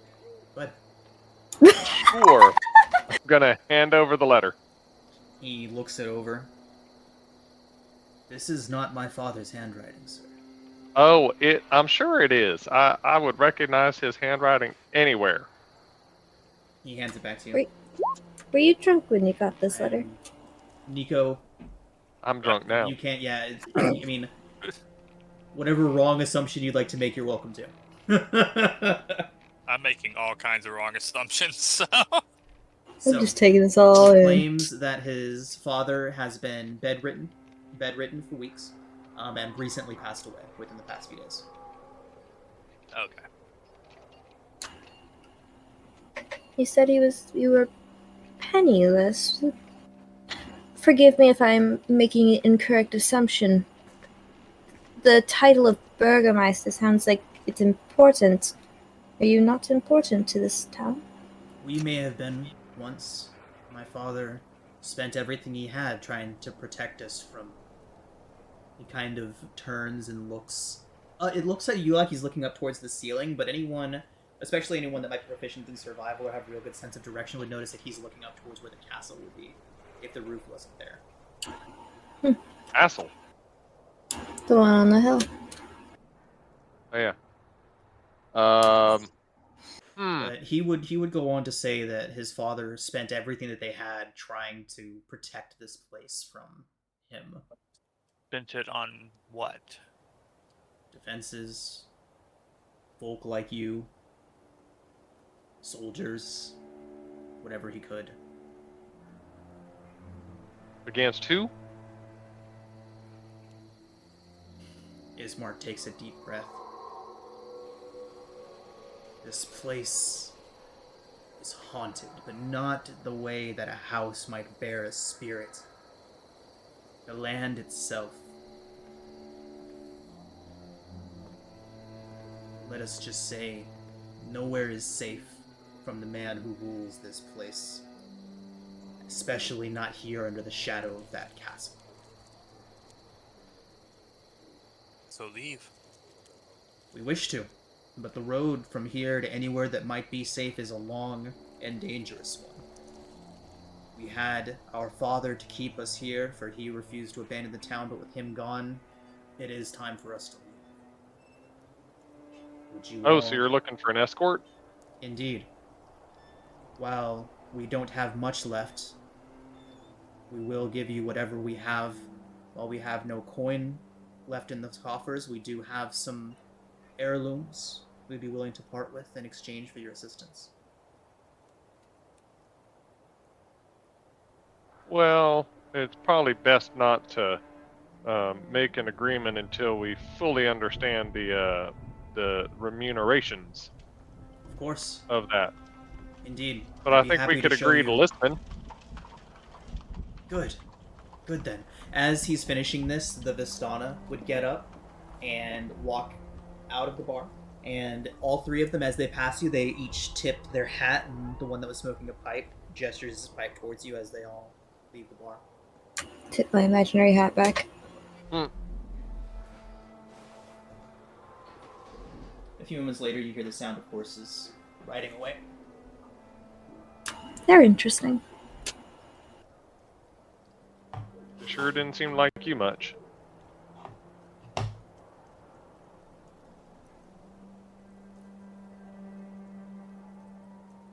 Or is that just good natured jabbing? Oh, to Ismark, sorry. I was confused for Yeah. a moment. Says, the Vistani are a complicated folk. Some of them I would trust with my life, others I wouldn't whisper my mother's name near. And those that just left. Afraid I don't know them personally. They tend to hang out in town, and, well, I do my best to avoid the ones that I don't know. So, with your father having shaken off at this mortal coil, who now holds his title? You? Is it hereditary, or I do not wish for it. elected, appointed? I suppose it would technically be me at this point, but I plan to leave, and I don't plan to come back here. They can fight and squabble amongst themselves who runs what remains of this ghost town. That sounds reasonable. Where is it you're wanting to go? Why don't we discuss this at my home? You can meet Irina, and we can discuss where we're heading and what we can provide to you as payment. Sounds like a plan. By the way, you called these Vistani. Are they like a local gang or something? Something like that. They've lived in this place longer than anyone. Oh. Some say they are in league with him, the one who rules this place. Gotcha. Well, if they're gonna cause some trouble, if we got to be concerned about people as well as dogs and such, that might cost a little bit extra, but we'll discuss that when we get to the negotiating. Indeed. Shall we then? He gets up. Should we get a bottle for the road? Let's just go. It's not like we have to walk far to get more. Okay. I would grab the bottle that he got for us and. It was a pitcher, not a bottle. It was a pitcher, pitcher. and as you go, Amric, you can see him kind of like raise a hand like he might be about to protest, and then he just does it. Hawk's not with the pitcher. It's a to-go pitcher. Let's put a lid on it. Gonna turn to the side, open my bag, put it right down in there. Oh, no. Into the little pocket. Awesome. And then walk on out. Alright. So, as you all proceed down the street, heading south off of the town square towards a very large and very well-lit house at the southern end of this road, as you pass by, that sobbing, that mournful sound continues to grow louder until you pass by the house that's obviously its source. A moaning sob floats through the still gray streets, coloring your thoughts with sadness. Sounds flow from the dark two-story townhouse next to you, and as you pass, Ismark would say, Mary. Well, Mad Mary now, as everyone here tends to call her. Her daughter went missing some days ago. Did children often disappear here? He says, unfortunately it isn't uncommon. You see, Mary had kept her daughter Gertruda locked away in that home, and as he's saying this, he's continuing to walk. Does anybody stop in front of the house, or you just continue with this? Nope. Keep on keeping on. No, just Okay. walk along. If he So- continues walking, yeah. we walk with him. Ismark continues to walk. He says, Mad Mary thought to protect her daughter Gertruda from the terrors of this land and locked her away. When the girl reached her teenage years, she found a way to escape and, well, it has been 2 weeks. There is little hope. So, y'all What don't happens? have like a watch or anything that hunts for people? No. Not here. How Not in the shadow of the castle. how might you describe the finances of this Mad Mary? You know, I've never really put much thought to it. They just always Gonna- seem to have money. Gonna size up the house. Does the house look in good repair, like better quality than the houses next door? It looks like it might have been up until a couple weeks ago. No, I do specialize in helping people find what they lost. Oh my. Well, I doubt there's much left to find of poor Gertruda, but if you wish to offer her your help, I'm sure she would appreciate it. She seems inconsolable unless the topic is finding Gertruda. So Well, what do you think happened to her? Do I You think say there's nothing much left to find. between the creatures that prowl through the woods, the Vistana, who some of them would much rather rob and murder than help an innocent girl that would be lost. And then, of course, there is the devil himself. Any number of things could befall someone who is unprepared to defend themselves against the terrors of this place. Too many to count. I mean, there were some wolves in the woods and some weird, really creepy ooze lady. But I mean, it's just monsters and stuff, right? Nothing more special here than anywhere else. Just monsters and stuff. Right, It I mean- seems I am talking to the right people. Well, Yeah, they're well- the ones that are delusional.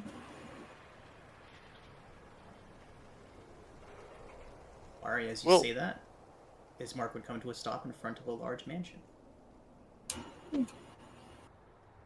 This weary-looking mansion squats behind a rusted iron fence. The iron gates are twisted and torn. The right gate lies cast aside as if ripped away with some terrible force, while the left swings lazily in the wind. The stuttering squeal and clang of the gate repeats with mindless precision. Weeds choke the grounds and press with menace upon the house itself. Yet, against the walls, the growth has been tamped down to create a path all about the domain. Heavy claw markings have stripped the once beautiful finish off the walls. Great black marks tell of the fires that have assailed the mansion. Not a pane nor a shard of glass stands in any windows, and all of the windows are barred with planks, each one marked with stains of evil omen. Ismark would look around and say, "We have been under siege these past many days. By what? I shall explain." And then he steps inside. He begins to step up the path and towards the front door. And with that, everybody, we're going to go ahead and take our break. All right. All right. So we are back. You all have followed Ismark Kolyanovich to the mansion of his late father to meet with his sister, one Irina Kolyana, who, he says, needs help getting out of Barovia. So, Out of the village out of the Barovia? village or of out... Barovia. Yes. Okay. That's it? Well, that's Well, that that'll be a as short far as scope goes in these parts. Wow. So, As you approach, walking through the front yard of this place, is anybody here proficient in survival? Yes. You may make a survival check. Very good. So, you would be able to tell that the footprints that surround this house are shambling, much like the shambling footsteps of undead trouncing through this yard. The claws on the windows and the walls also appear to be left by beasts of some kind. This place was obviously the subject of some not insignificant attack. Ominous. I will look Oh, at right. other nearby buildings. Do any of the other ones look similarly? They do not. Real quick before we keep. Oh, sorry. Can I ask a question real quick? Uh-huh. So sorry, just because I noticed the natural one earlier. My poetry and misery thing, it lets me. I can use reaction whenever it's 30 feet of me. Attack roll, ability check, or saving throw. Is that only during combat, or can I do that at any point? Any point. Awesome. I just could. It just means I get uses of my bardic inspiration back. Yeah. Awesome. I will stop and say, what is going on? Or sorry, what's going on here? Your house seems to be the only one that has gotten some attention. He nods. I will gesture at the claws and such like that. As I mentioned, my father was a light against the darkness of this place, doing his best to protect his people against the devil. As such, he drew his ire. Are these, does this look older than the time he's saying that Daddy Dearest was still alive, or? With your 23 survival check, Pollux, I would say that you can tell the attacks stopped about 3 days ago. Okay. Alright. Carry on. Okay. So, you would approach, and... Has anyone approached the door yet? I'm following our guide, so Okay. Right. So, Ismark would step up onto the front porch. Some boards would creak, and as the boards creak, the door swings open, and a young woman stands in the doorway with a heavy crossbow loaded and pointed directly out the door. hey, Ismark hey. throws his hands up. He's like, Arena, it's me, it's fine. He turns to gesture. I brought help. Irina lowers the crossbow. Sorry, I thought, well, never mind. Yes, please come in. She gestures you all into the mansion. Well, howdy. Hello. Irina looks over all of you. She's wearing lighter armor. You can tell she's kind of ready for a fight if the crossbow didn't hint at that at all. I also did forget to mention that Ismark himself carries a long sword and a dagger. These people clearly know their way around their weapons. And as you enter in, the interior of the mansion is well furnished, yet the fixtures show sign of great wear. Noticeable oddities are the boarded up windows and the presence of holy symbols in every single room. The burgomaster himself is in a side drawing room, on the floor, lying in a simple wooden coffin surrounded by wilting flowers. Faint smell of decay drifts out of that room. So you said Which room? It's in the study, the side study. you said holy symbols in each room. Is it the same holy symbol, like crosses in every room, or is it a different holy symbol in every room? Tremaine style. Yeah, And exactly. Is this something, Ian, is this something that I recognize? You are recognizing holy symbols of Torm, Lathander, Tyr, all of the good. As many as they can think of. Right, all the good guys. There's mostly Lathander, though. I feel like would be the prominent one. And only Forgotten Realms gods? Yes. Okay. As this was originally a Forgotten Realms place. Yes, yes, yes. So yeah, Irina's a striking young woman with auburn hair. Again, she wears a light armor and seems to know her way around her weapons. As soon as she gets back into the house, she disarms the crossbow and sets it off to the side so as to avoid accidental discharges of it. But yeah, Ismark gestures you all inside. Says, "So, we wish to travel out of Barovia, the village of Barovia, leaving the realm itself is folly. Unless he wishes you to leave, there is no leaving this place, but I do hope to get us at least far enough from here that he will be harder to reach." Irina would then sigh and say, "Me. He's after me. I don't know why exactly, but he seems intent on... Well, I don't know, but he seems obsessed. My father did his best to protect me, and as a result, well, he spent his last days a haggard man, barely even conscious." What killed your father?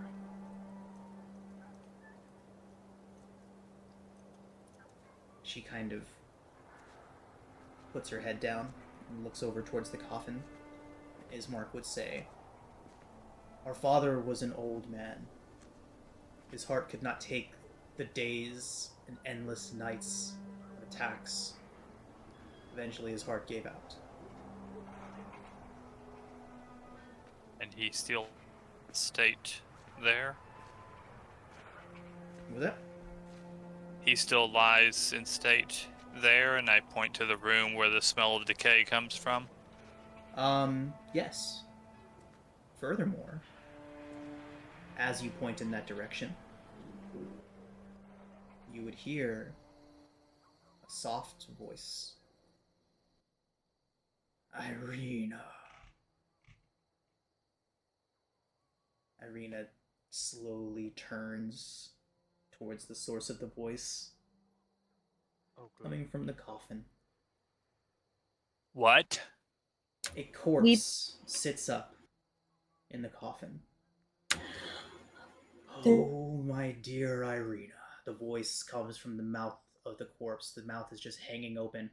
An old, rather rotund man, formerly balding, spots of decay beginning to form around on his flesh in various spots. The mouth hangs open and a voice comes out that does not sound like the voice of a corpse. "Oh, my dear Irina. Do you see what happens when mortals dare defy me? Your father's life was but a fleeting candle in the darkness of this land." The corpse turns in the coffin, the legs flipping over the side. "And now that candle has been snuffed out, just like the countless others before him." The corpse gets out of the coffin and stands before Irina.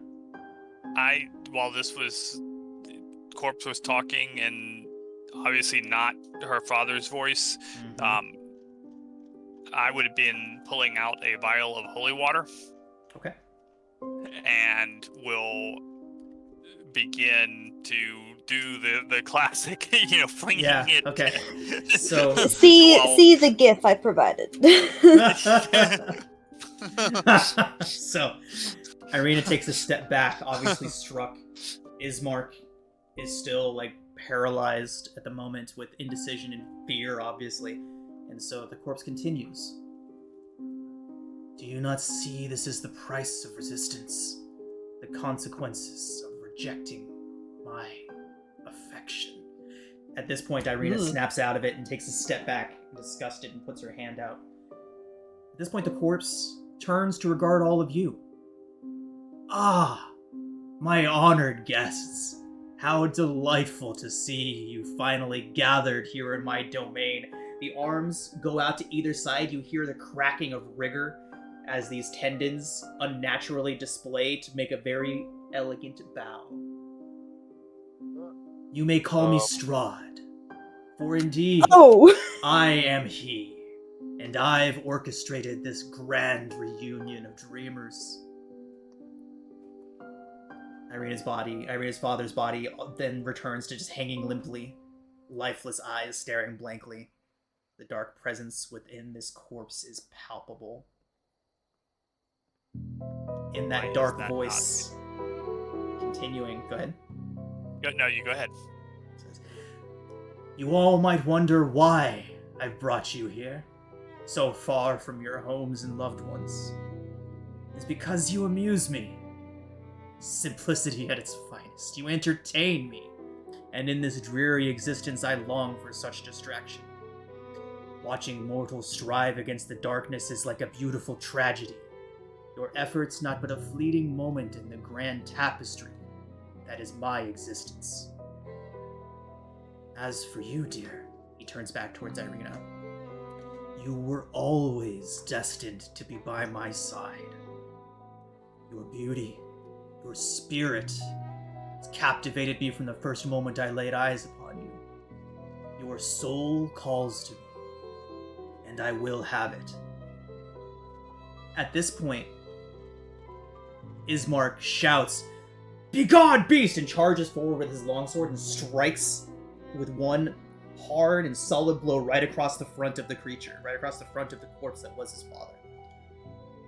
It recoils, struck physically, then reaches out with a bloated hand and continues. Fear not, my guests. Fear not, for you are here now, and I shall grant you the wondrous opportunity to entertain me further. Attempt to leave this land and the consequences will be dire. Embrace your roles in my tragic play and perhaps, just perhaps, there might be some leniency. But remember that in the end, all roads lead to me. And for you, Ismark the Lesser, there is but one road remaining. The corpse lurches towards Ismark. The sentience leaves its face, and then a confused old man, his body rotting around him, blinks. Looks around towards all of you. What?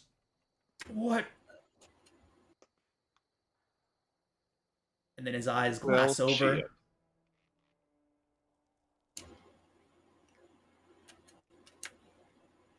And Is he or is he not dead? as you say that, Ari, the corpse looks towards you Oh! That's pleasant. Not and these begins to lurch fuckers towards again. you. And Oh, we're gonna come roll on! initiative. Shit. Why I hadn't need to this get thing been burned yet? Grab Doctor. You must be one of them there silver flamers talking about burning corpses.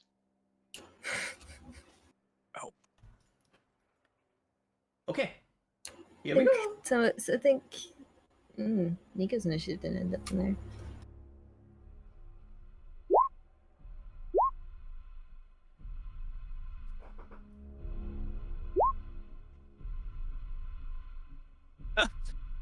Why'd you roll twice, Jermaine? I rolled once for Doctor. doctor. Sweet. Oh, Doctor? rip doctor. Okay. And we'll go ahead and get Ismark in there.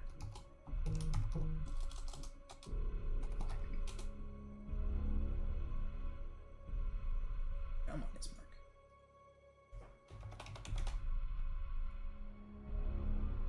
Peace? There we go. Okay. And Irina. Oh, stunned they are. Stunned by this terrible, terrible sight. Okay. Pollux. The corpse lurches towards Ari. All sentience gone from its eyes. Its mouth lolls open and it advances. What do you do? Alright, I'm gonna head over here. And then I'm gonna shoot it. As one does. Like you do. 22 hits. I think that it's gonna have that. Maybe it doesn't. Okay, no, it doesn't. Hold on, gotta roll d4. For what? Ominous will. Right, his shadow be fucking with you. A 21 still hits though. Yeah, it gets it out of the way, so yeah, good, no effect. Oh, well. And then I'm like, what? What? Where does the shadow? What? Describe what happens? Does it look like it's coming from you?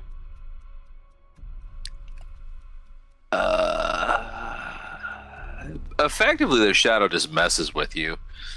But is it coming from like your shadow? Like, we have eerie flickering candlelight, and your shadow like reaches out and is like trying to grab at me. Kinda, yeah. But it's my shadow exists regardless. Like, if there's sunlight hit, my shadow could be on the bad. Yeah, it's a shadow regardless. I always have a shadow, even when it's like really dark. And sometimes it What fucks the hell? with you. What the hell? And then What in tarnation? And I'm heading back over here because ain't nobody gotta mess with that kind of shit. There he is. What? Okay. Doctor. What? All right.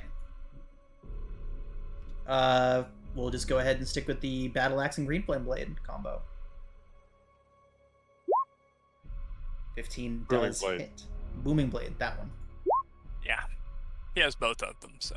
I have literally been a player in games like twice, so. All right. All right. So for 7 slashing, booming blade. All right, Ari. Lovely. I've got like no spells left. Well, he just got boomed though, right? Yes, he has been booming bladed. Well, might as well try the last one then. Go big, go home. I'd like to upcast, so it's 2nd level, Dissonant Whispers. And Ooh, nice. zombies. They're not super wise, right? No. No, We'll leave it as a wisdom save. not Go for wise. It does get a 5. Woo! 19 psychic. It immediately has to move as far away from me as it can get, Okay. So, which will trigger boom. turns and starts running into the back of the room until it gets up onto this chaise lounge and is kind of just like walking at the wall. Boom from Booming Blade. Damage on Booming Blade? Anybody know? 1d8. 1d8, thank you. And I believe both Doctor and Irina would technically get opportunity attacks. They would indeed. Start with Irina. Stab. She gets 15 for 9 piercing, not bad. Would she take an opportunity to attack against? She very much would. She would probably be shouting Good for something her. like, "Be gone from my father." Something along those lines. And then the Doctor swings his battle axe. 16 hits for 6 more. Okay. High rolls. Okay. And who would like it? Go ahead. I was gonna ask who wanted inspiration. Nico, you can have it again. Okay. It would then attempt to shove past Irina. Let's go ahead. And its athletics check result. Did I mention athletics checks in contested for you, Gwen? Did I mention this during session 0? Yes. You can move through opposed enemy Yes, spaces. you did. Okay, cool. Awesome. Okay. With a 19, opposed by Irina's 17. Close. It does shove past her and look around and strike out once at Doctor. Huge hit. So you all see Doctor. This thing just lurches forward with an unnatural strength, just shoves Irina out of the way, and with a straight fist just leans into Doctor, striking him squarely in the chest. for 7 bludgeoning and 10 necrotic. Furthermore, Doctor is Ow. going to make a strength saving throw and does fail and is knocked 5 feet back.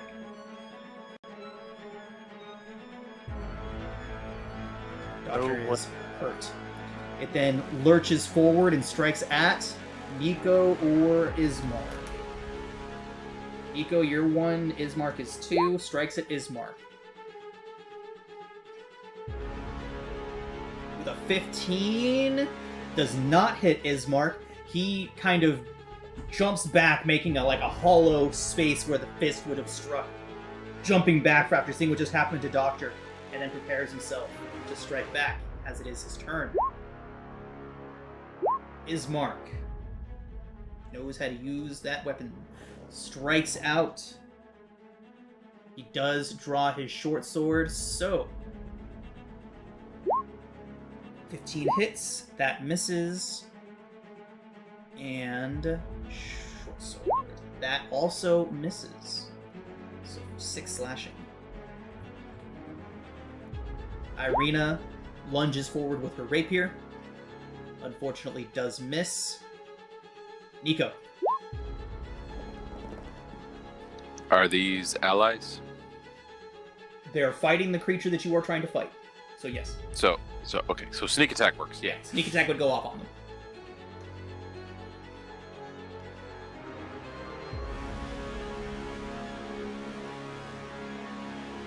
And step to here.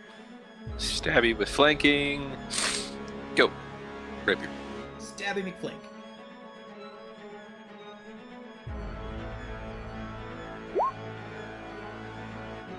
That's a hit. 9. 8. I can math. Yeah, that's really all I got. Yeah.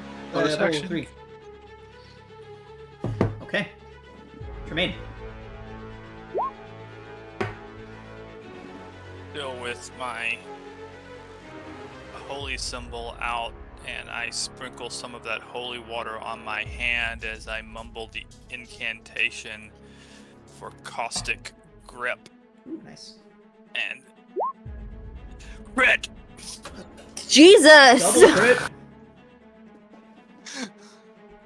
Oh, the green. Holy hell, that's a lot of damage. Cool, Well, cool. some of it. So the first part of it. So 20 acid on the initial hit. That's a lot of 1s in there, my guy. Yep, that is a lot of ones. It won't matter though, because how do you kill it? How do you destroy it? Put the sign of Lathander on its forehead and just press my finger into its forehead and just watch it burn. Fantastic.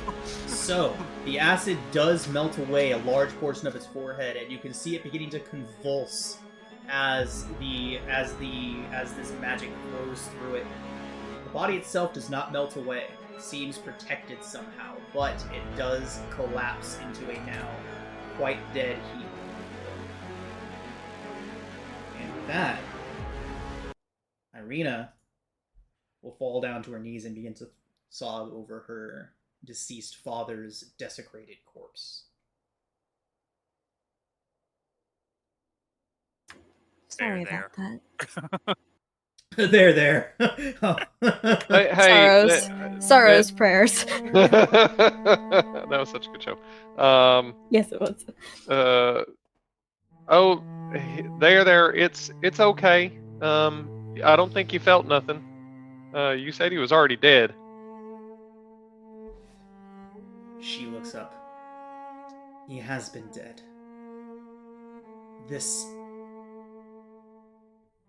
dishonor, this disrespect of his body. He did not deserve this. I'm pretty sure few people would. Maybe you're right. It's about time for you to get out of this town. Maybe you guys should work on gathering all your valuables. She looks up at you, Pollux. I will not leave until we get him into consecrated ground, so that Strahd may never use him like this again. She looks towards Ismark. You hear me, Ismark? I will not leave until he is buried. So, in some of the lands that I have visited where the dead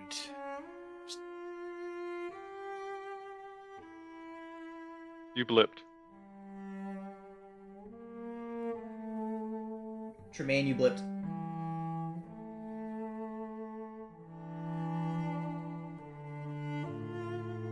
Tremaine? We were blipping. Oh, Yeah. sorry. I would Okay. say in some of the lands that I have visited where the dead sleep so restlessly, it is not uncommon to cremate the bodies, release their You souls see her brow back furrow. to the heavens. Nope, no burning. Got it. He must be interred with the rest of his family. And where would that be? She looks around. No one has been willing to help us get his body to the cemetery. It's why he's languished here like this. Why Strahd was able to get to his corpse. The church is merely across the way. Uptown, up at the northern end of the village. Well, something just sort of, after the adrenaline and such has worn out here, I just realized that there's a question that I probably should have asked that just didn't come to my lips up until now. What the hell was that? Ismark would step forward. The devil Strahd, the ruler of these lands. Apparently, he's chosen all of you to be his entertainment until he tires of you. We've seen it. I think his aim is off. There's nothing entertaining about me. That's wrong, but I do wonder. You seemed hesitant to mention him by name before. Is he one of these? Is he a creature that, if given name, is given power, or was that more not wanting to think of him? Silly superstition. Some say that saying his name aloud will bring him to you. I thought that since he's already got his eyes so thoroughly fixed on, well, us, there could be no further harm in it. And I would not call those things superstition. Names carry power. He nods. I do believe I would be agreeing with you. It might even have perhaps been him that coined the term the devil Strahd, but it seems to be what everyone around here calls him now. The devil. Kind of turned towards Irina. He seemed quite taken with you.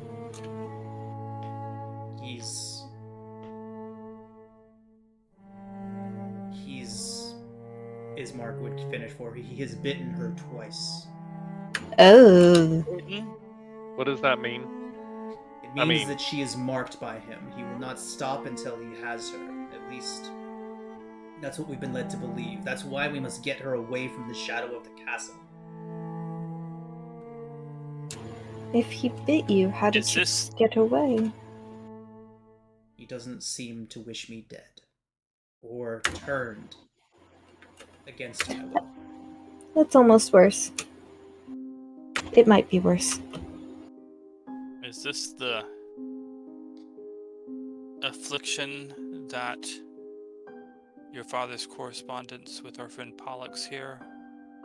Ismark shakes his head. I don't know who wrote your friend that letter. He looks towards you, Pollux. But it was not my father.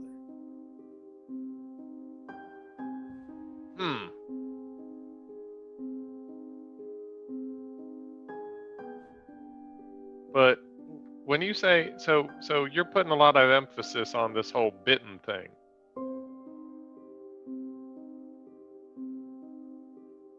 Why would his bite be something special? He rabid? Oh yeah, fair point. We did run into those wolves outside. Have you not heard of the vampire? Vampires. creatures Legends. of the night. Not legends. Very real. Strahd, in my years of study and trying to understand so that I might protect me and my own from him. Well, some say that he was the first of his kind.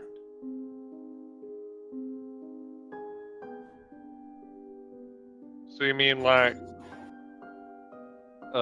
intelligent undead that tries to drink blood to live? That's what we're saying he is? And so much more, unfortunately. This place is his. This place is him. I know little of the circumstances that brought him and all of us for generations to this place. But I know it is all for him. That this place is somehow made for him. And us just pawns on a board that he plays.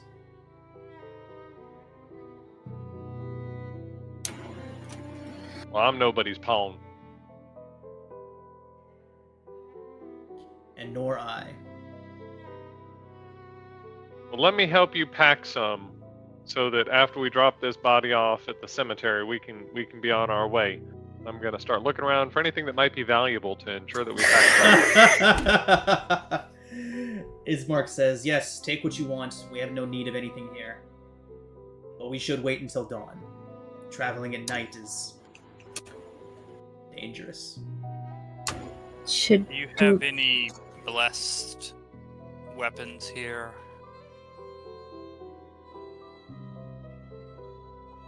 Unfortunately not. Ari will just kind of gesture towards what was once their father. We need to take him to the cemetery, right? Do we need to do that now? In the morning. Cool. Let's put him back in the box. Irina nods and kneels down to pick up the legs. I'll help. No chance that that's gonna happen again, right?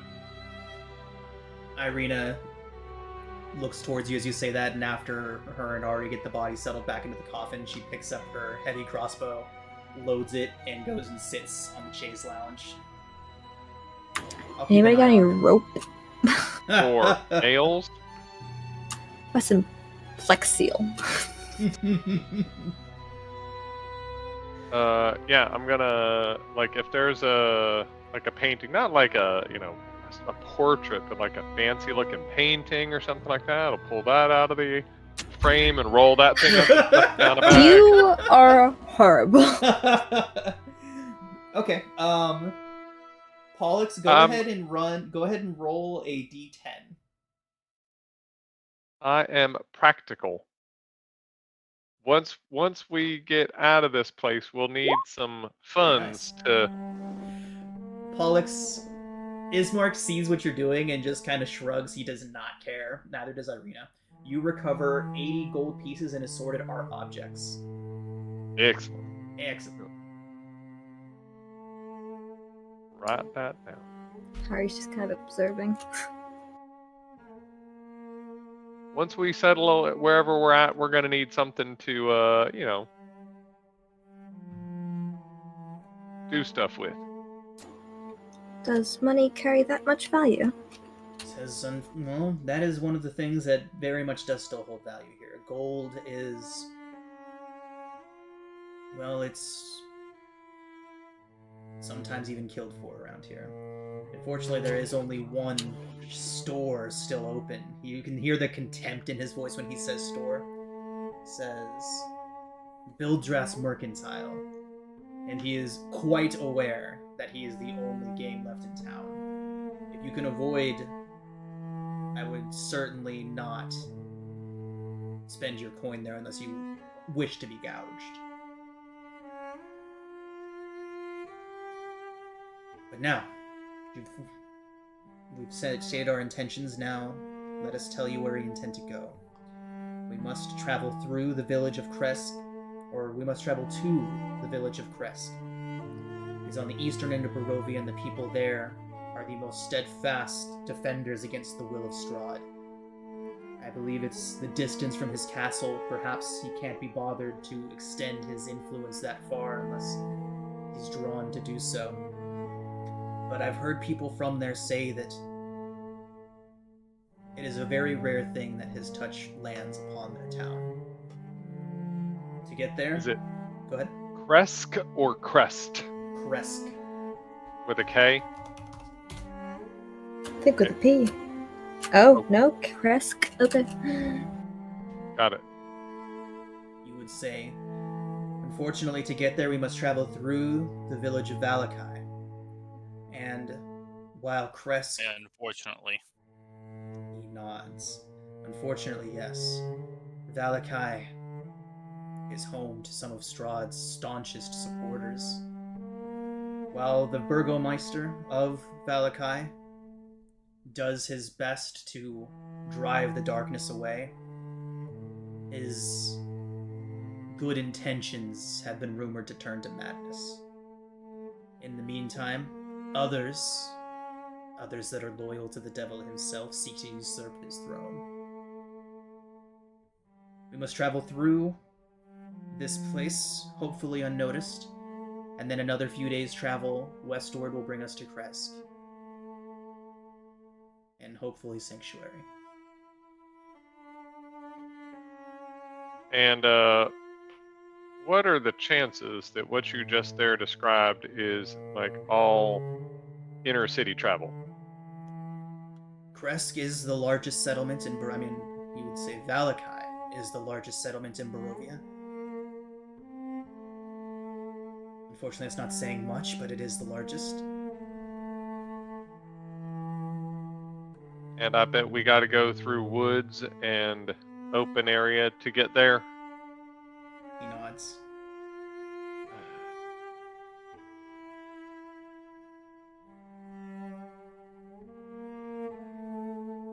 All right. Y'all got a bed in here? Or beds? He would say that there are several guest rooms available upstairs, and you are welcome to whichever one of them you would like. Should we set watch? I mean, we can't let her stay up all night long. Ismark would agree and say that setting watches does seem wise. I'm happy to help. On that note, the night does pass without incident, and you all can take a long rest. Hallelujah! Woohoo! Spell slots, my beloved. How I've missed thee. Before I go to bed, I will pull out a little jar of berries and soak them in some wine. Nice. Excellent berries. Make some excellent berries. I love that.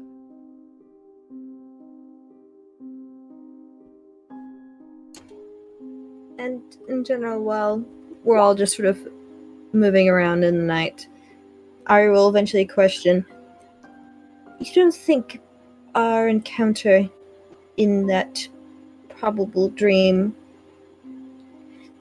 you don't think that would actually, anything thing that would really transfer over, do you? I'm not sure.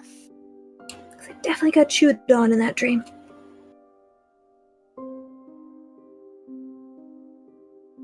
Well, I mean, Are our scars visible? They are. Especially the ones on Doctor's face, because he got his face ripped off practically. But yes, all of you would bear very light scars from the various different times that you were killed in your dreams. That, of course, not being the first one that happened in. Joy. But so there's scars like where he bit her? Yes, but they are easily hideable. They're very light, kind of like a cat scratch will turn into that very light line for a long time. You know, kind of like that. I don't know if that was a bad analogy or not, but very light scarring.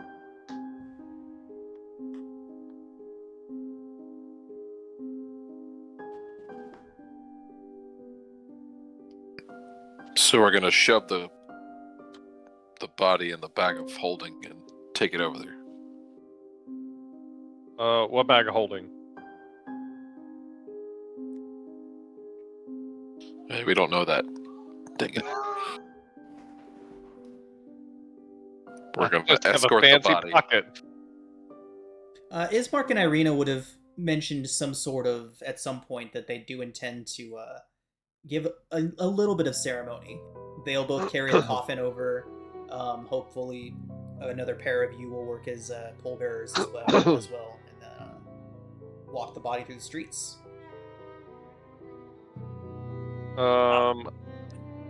During my long rest, I swap out one of my first level spells for ceremony. Okay.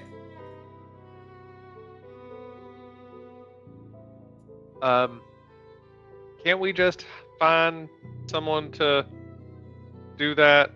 That bartender bloke seemed like he'd. Really, Pollux? I'm just saying, if looking at the outside of this here house and what just happened last night, I don't want to be trying to like Jimmy a coffin across town. I do believe they said they couldn't get anyone else's help with burying him, so I don't believe you're going to get any help.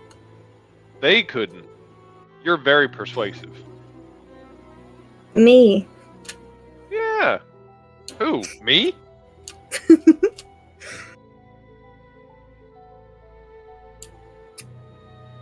Maybe you can tell them it was for one of your plays or something. I don't think my kind of play is the kind they wish to hear. Not hear. I just mean, like, I don't know. Maybe it can be like they're auditioning or something. Doesn't gold works, right? Ari will simply roll her eyes and reach out and put on one of her masks that is the visage of a half-orc and turn into him effectively. It doesn't change her stats at all, but you know what? It might as well help with appearances and try and help if these ones are just not going to. I mean, not saying no. You were saying no. Why? Yes, but with a reason, no.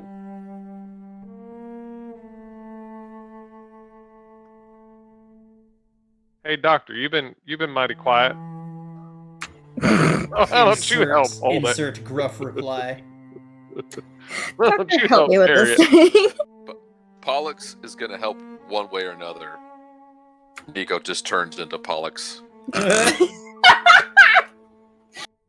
Hey, that's not nice. Tremaine will definitely help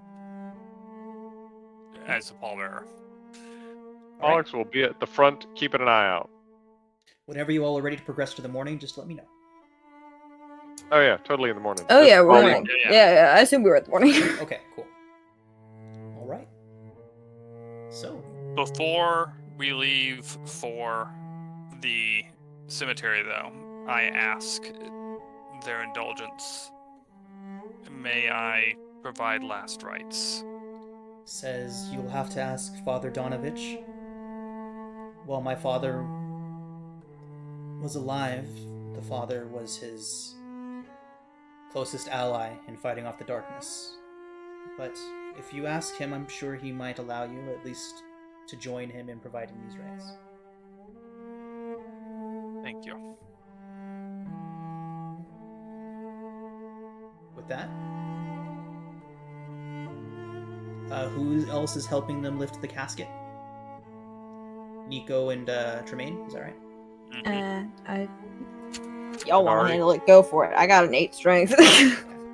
I'll help. So, carrying the coffin through the streets, you can see most of the doors close as you pass by. The windows shutter, the ones that do have anyone within them at least. Every now and then somebody will be looking out the window, give the sign of a holy symbol as you pass by just to have someone shush them or pull them back inside. You can tell that some people really respected this man, but fear has certainly taken the larger hold on the population. Eventually, after several minutes of walking, most of the town doing their best to ignore your progression, your procession here, you eventually do get to a church.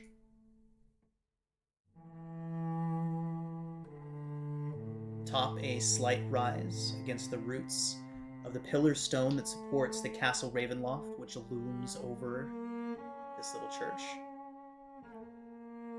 stands a gray, sagging edifice of stone and wood. 1 second.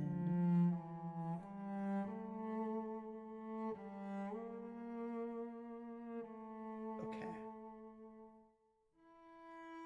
It's St. Andrews. Okay. So, this church has obviously weathered the assaults of evil for centuries on end.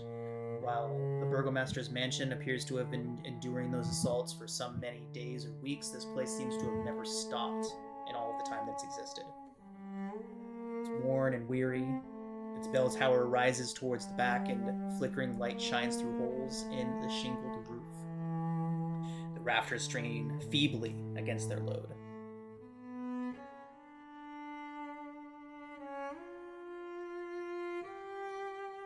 If this Strahd is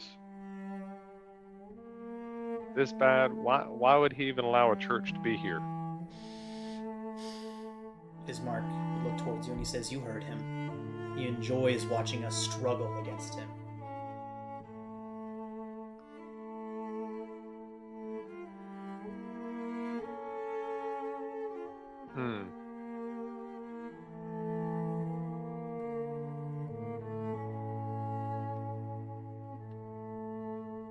Is there a part of this that's higher than the rest? You know what? We probably shouldn't be on this map yet. There's no need for tactical movement at this time. So, let's just head back to here. But yeah. What do you mean, is there a part that's higher? Because whenever we get there, I want to be, keep a watch out. Okay. I want to be in like the Overwatch type position. So, there is not yet. The doors to the church would swing open, and an older gentleman, probably in his middling years, probably the early 60s-ish, but would open the door, and you would see just this beaten down looking man. Looks like he hasn't slept in days. Yes. Welcome everyone. Sorry that we could not get your father here sooner. As he opens the door, you can see that the heavy wooden doors of the church are covered with claw marks and scarred by fire. Bring him inside. We shall intern him after performing the last rites. The doors open to reveal a 10-foot wide, 20-foot long hall leading down to a brightly lit chapel. The hall is unlit and reeks of mildew. 4 doors, 2 on each side of the hall, lead to adjacent chambers. You can see that the chapel is strewn with debris, and you hear a soft voice from within reciting the prayer as Father Donovich leads the way about ahead of you a little bit.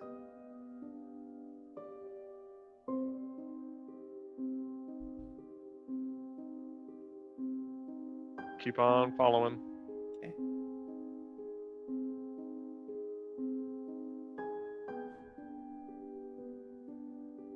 Other than that one voice, do we see anyone else here? No, you do not. The place appears empty. Although as you were heading down the hallway, you did see 2 bedrooms, one of which was sparsely decorated and furnished. The bed, pretty. What's the survival check for? Sorry, I was gonna let you finish there, but I was trying to get an idea of how recent the signs of the attacks, similar signs of the attacks. Like you had indicated that what we saw at the Burgermeister's house looked like they stopped about 3 days ago. How recent do the ones here look? These ones look to be the freshest ones, probably a couple weeks old. Okay. Yeah. So.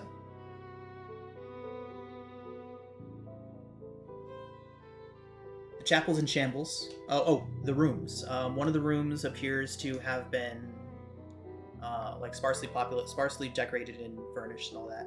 The other room is in complete shambles. Bed linens tossed about. The window is boarded up. Door just hanging open.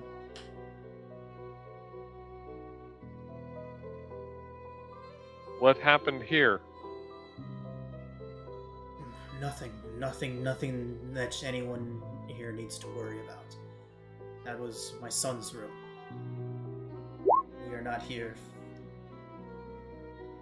Yeah. No dishonesty detected. Okay. But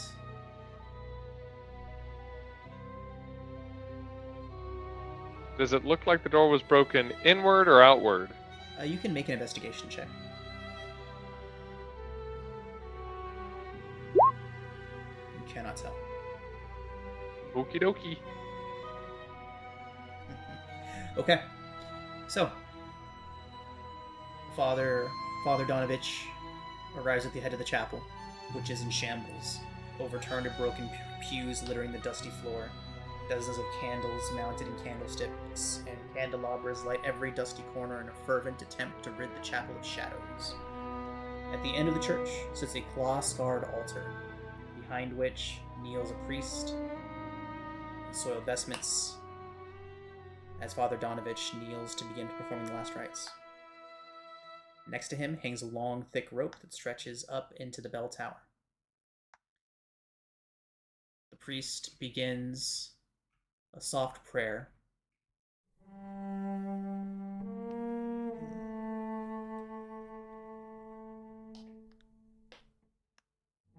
As he continues with his prayer,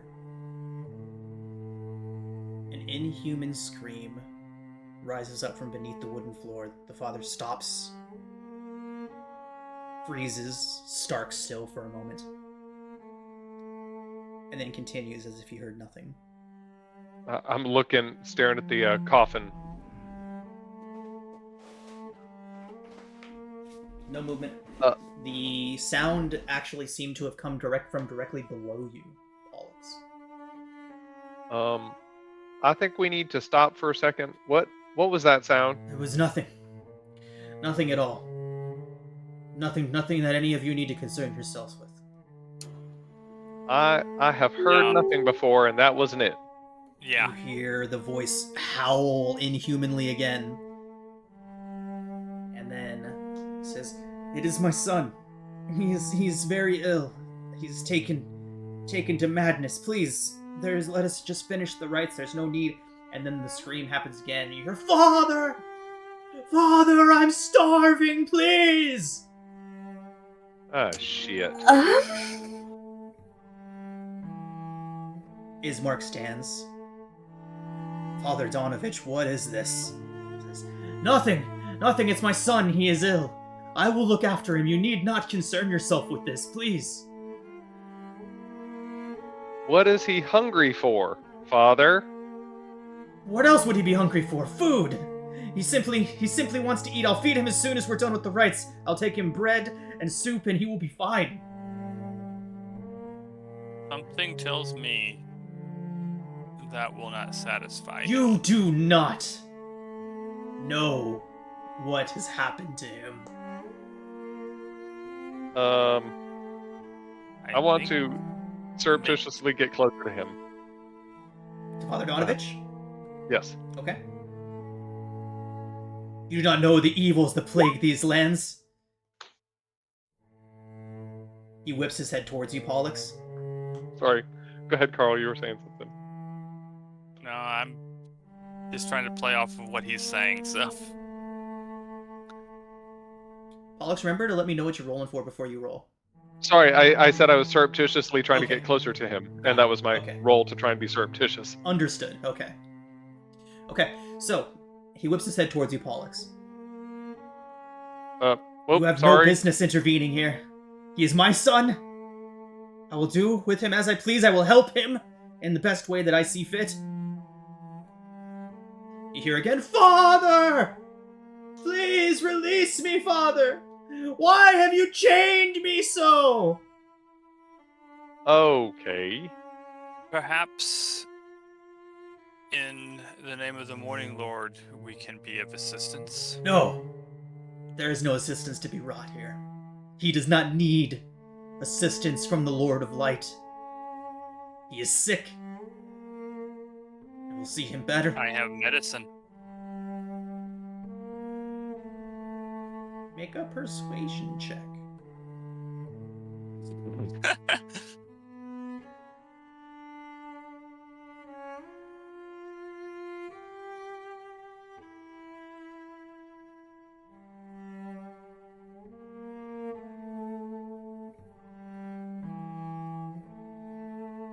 Did we blip? I think we did. Make a persuasion Yes. check. Oh, There they okay. are. He says, "You lie! You wish to strike him down. You believe him a monster. He's not a monster, he's a boy!" We do not believe anything, for we have not met him. We can tell he seems to be in pain. You do not know us. You do not know that we would wish him harm. I know him. He looks towards Ismark.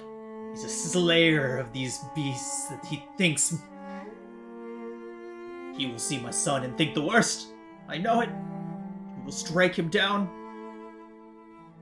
Ismark has his arms crossed and he's leaning against one of the back walls. He does not deny this at all.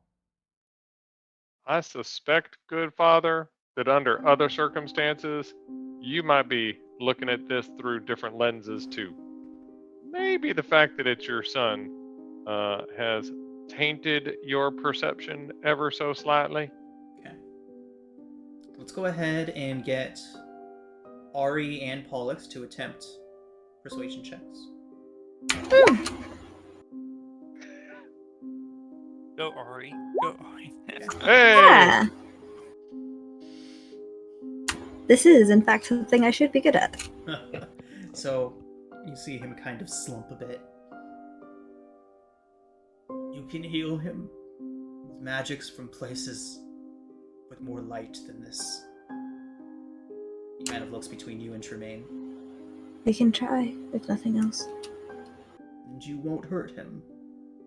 No. Not if you wish us not to. Not unless our lives are put in direct risk. He wouldn't hurt a soul. I know him, he's my boy. And if it is shown that he would hurt a soul? He wouldn't! You shan't dare hurt him! No, we shall not. I don't say What? anything. There are many things that drive people to behave as they are not supposed to, that they would not normally. But Best to help when you can. you would support us if we had to subdue him Pollux, so that he can be Pollux. cared for. What? Pollux. Stop. You may need to be held down to administer your care, is what you mean. Yes, exactly that. Of course, Because anything to help my Doru. The Yeah. inhuman scream sounds again from downstairs. Ismark, No, stay he won't upstairs. try and attack us. What was that? Ismark, stay upstairs. Ismark would kind of nod. Irina and I will remain with our father. Yeah, best you do that. And If Father he shows up, Donovich. he shouldn't. It's fine. We're on sacred ground. That's fine. I don't think I would call anything here sacred, but sure. What you said. Consecrated? I don't know. Does this building seem consecrated? Make Did a I religion tell? check. Yeah, make a religion check.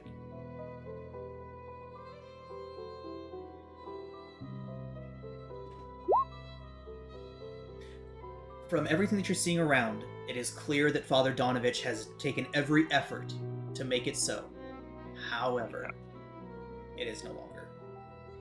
It is no longer.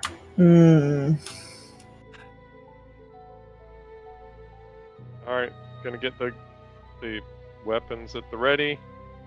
No. Out of view of Father Donovich, I'd assume. No. Oh, yeah, sorry. Oh my Yep, God. totally. By weapons, I mean So, my Father swarthy Donovich- personality. So Father Donovich would inform you that there's a trapdoor across from Doru's room.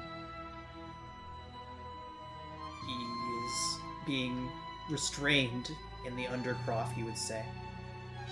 Said in his ill state, he tried to attack him, and so had to be bound while he found a way to help him.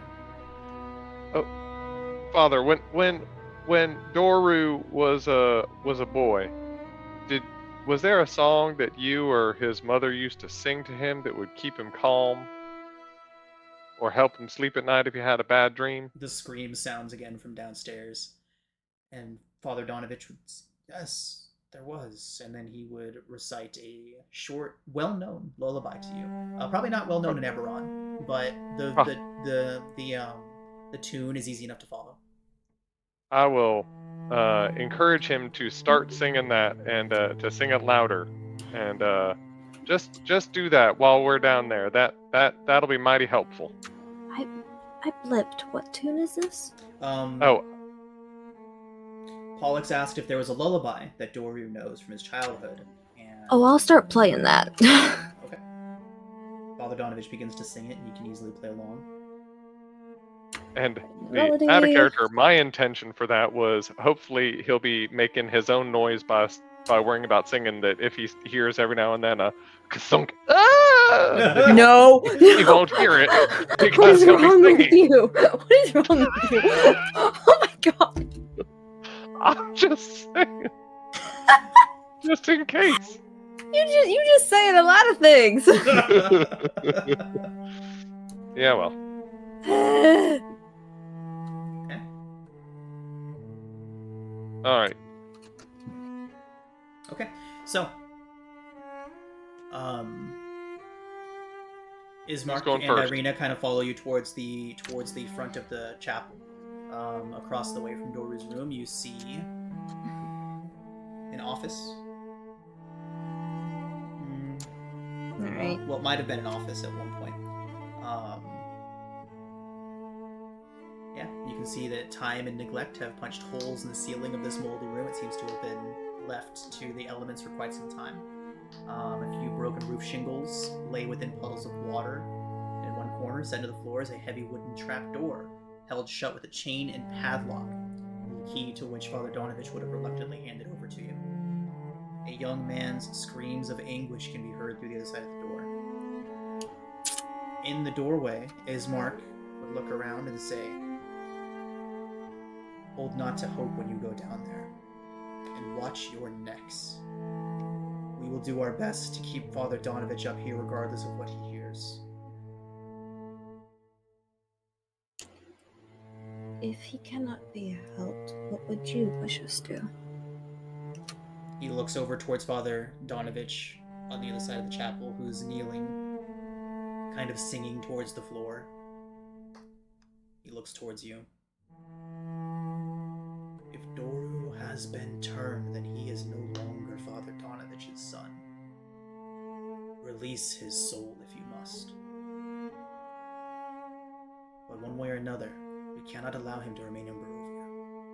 Every night he spends here, he will be a threat to every single living person in this village."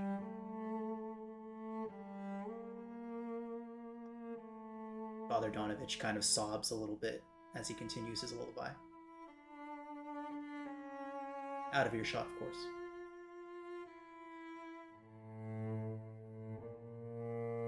Well, we will do all we can. Hopefully that song will provide him a little bit of solace. Yep. I've got the tune.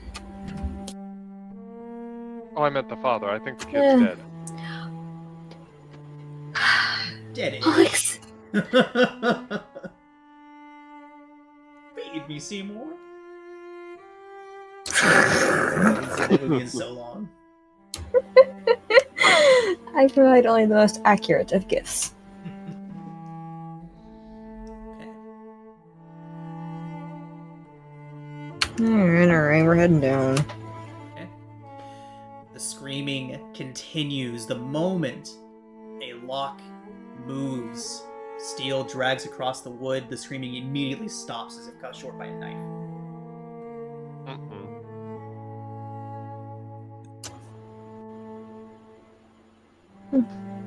I think I preferred the screaming. It reminds me of animals that play injured to lure you into a false sense of security. Yeah. Pickpockets are prone to do that sort of thing too. Watch your pockets. Are they? And he said Interesting. watch your throats? Well, I believe we've all had the same dreams. Ugh. Gonna grab a cloth and wrap it around my throat. I give a good wrap on my gorget. Handkerchiefs are suddenly in again. Gonna be wearing a nice cravat.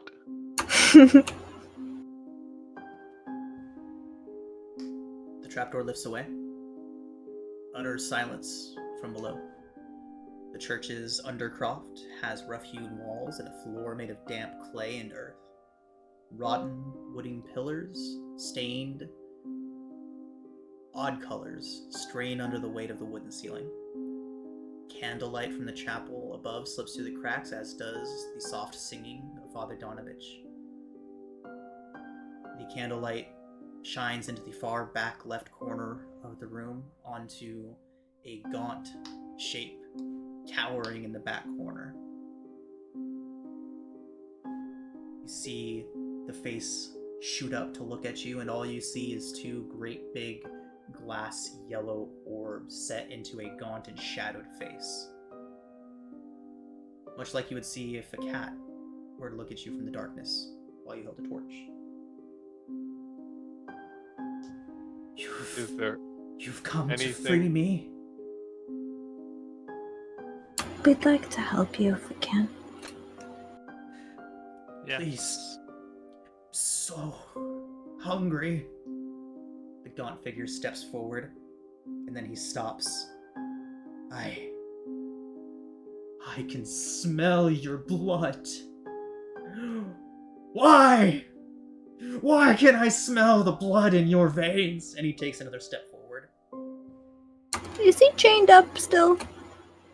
You can see chains trailing away behind him. They're connected to the wall, though, right? He stops as the chains reach their full length, and he slams while trying to move forward. Please, release me. How many times were you visited? Why is this? Why is he different than the sister up there? She told us he didn't want her to turn. Not willingly. He slams against the chains. Release me!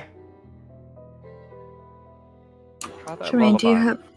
Yep, pulling I out must Violet. know. Yeah. And I unstop her a bottle of holy water, and from a few feet away, out of reach. What's the distance you can do that from? I mean, I'm not trying to do like the full damage of holy Okay, water. okay. I'm just trying to get Yeah. what happens when it hits him. So we'll say that you like can when do a that drop from or 10 two. feet from where he is. So Yep. as you approach and do that, as you approach, he kind of leans forward. Please release me. I won't hurt you, I swear it. And as you fling this holy rod across his face, he lets out an inhuman shriek of pain as smoke begins to rise from him and the smell of burning flesh reaches you. He shrieks when his face turns back towards you. His teeth are daggers. His eyes have gone blood red. And he says, blood! And he lunges forward, the chains holding him back, snapping like thin twine as he lunges and leaps towards Tremaine. Yep. And we're going to pick up here next week.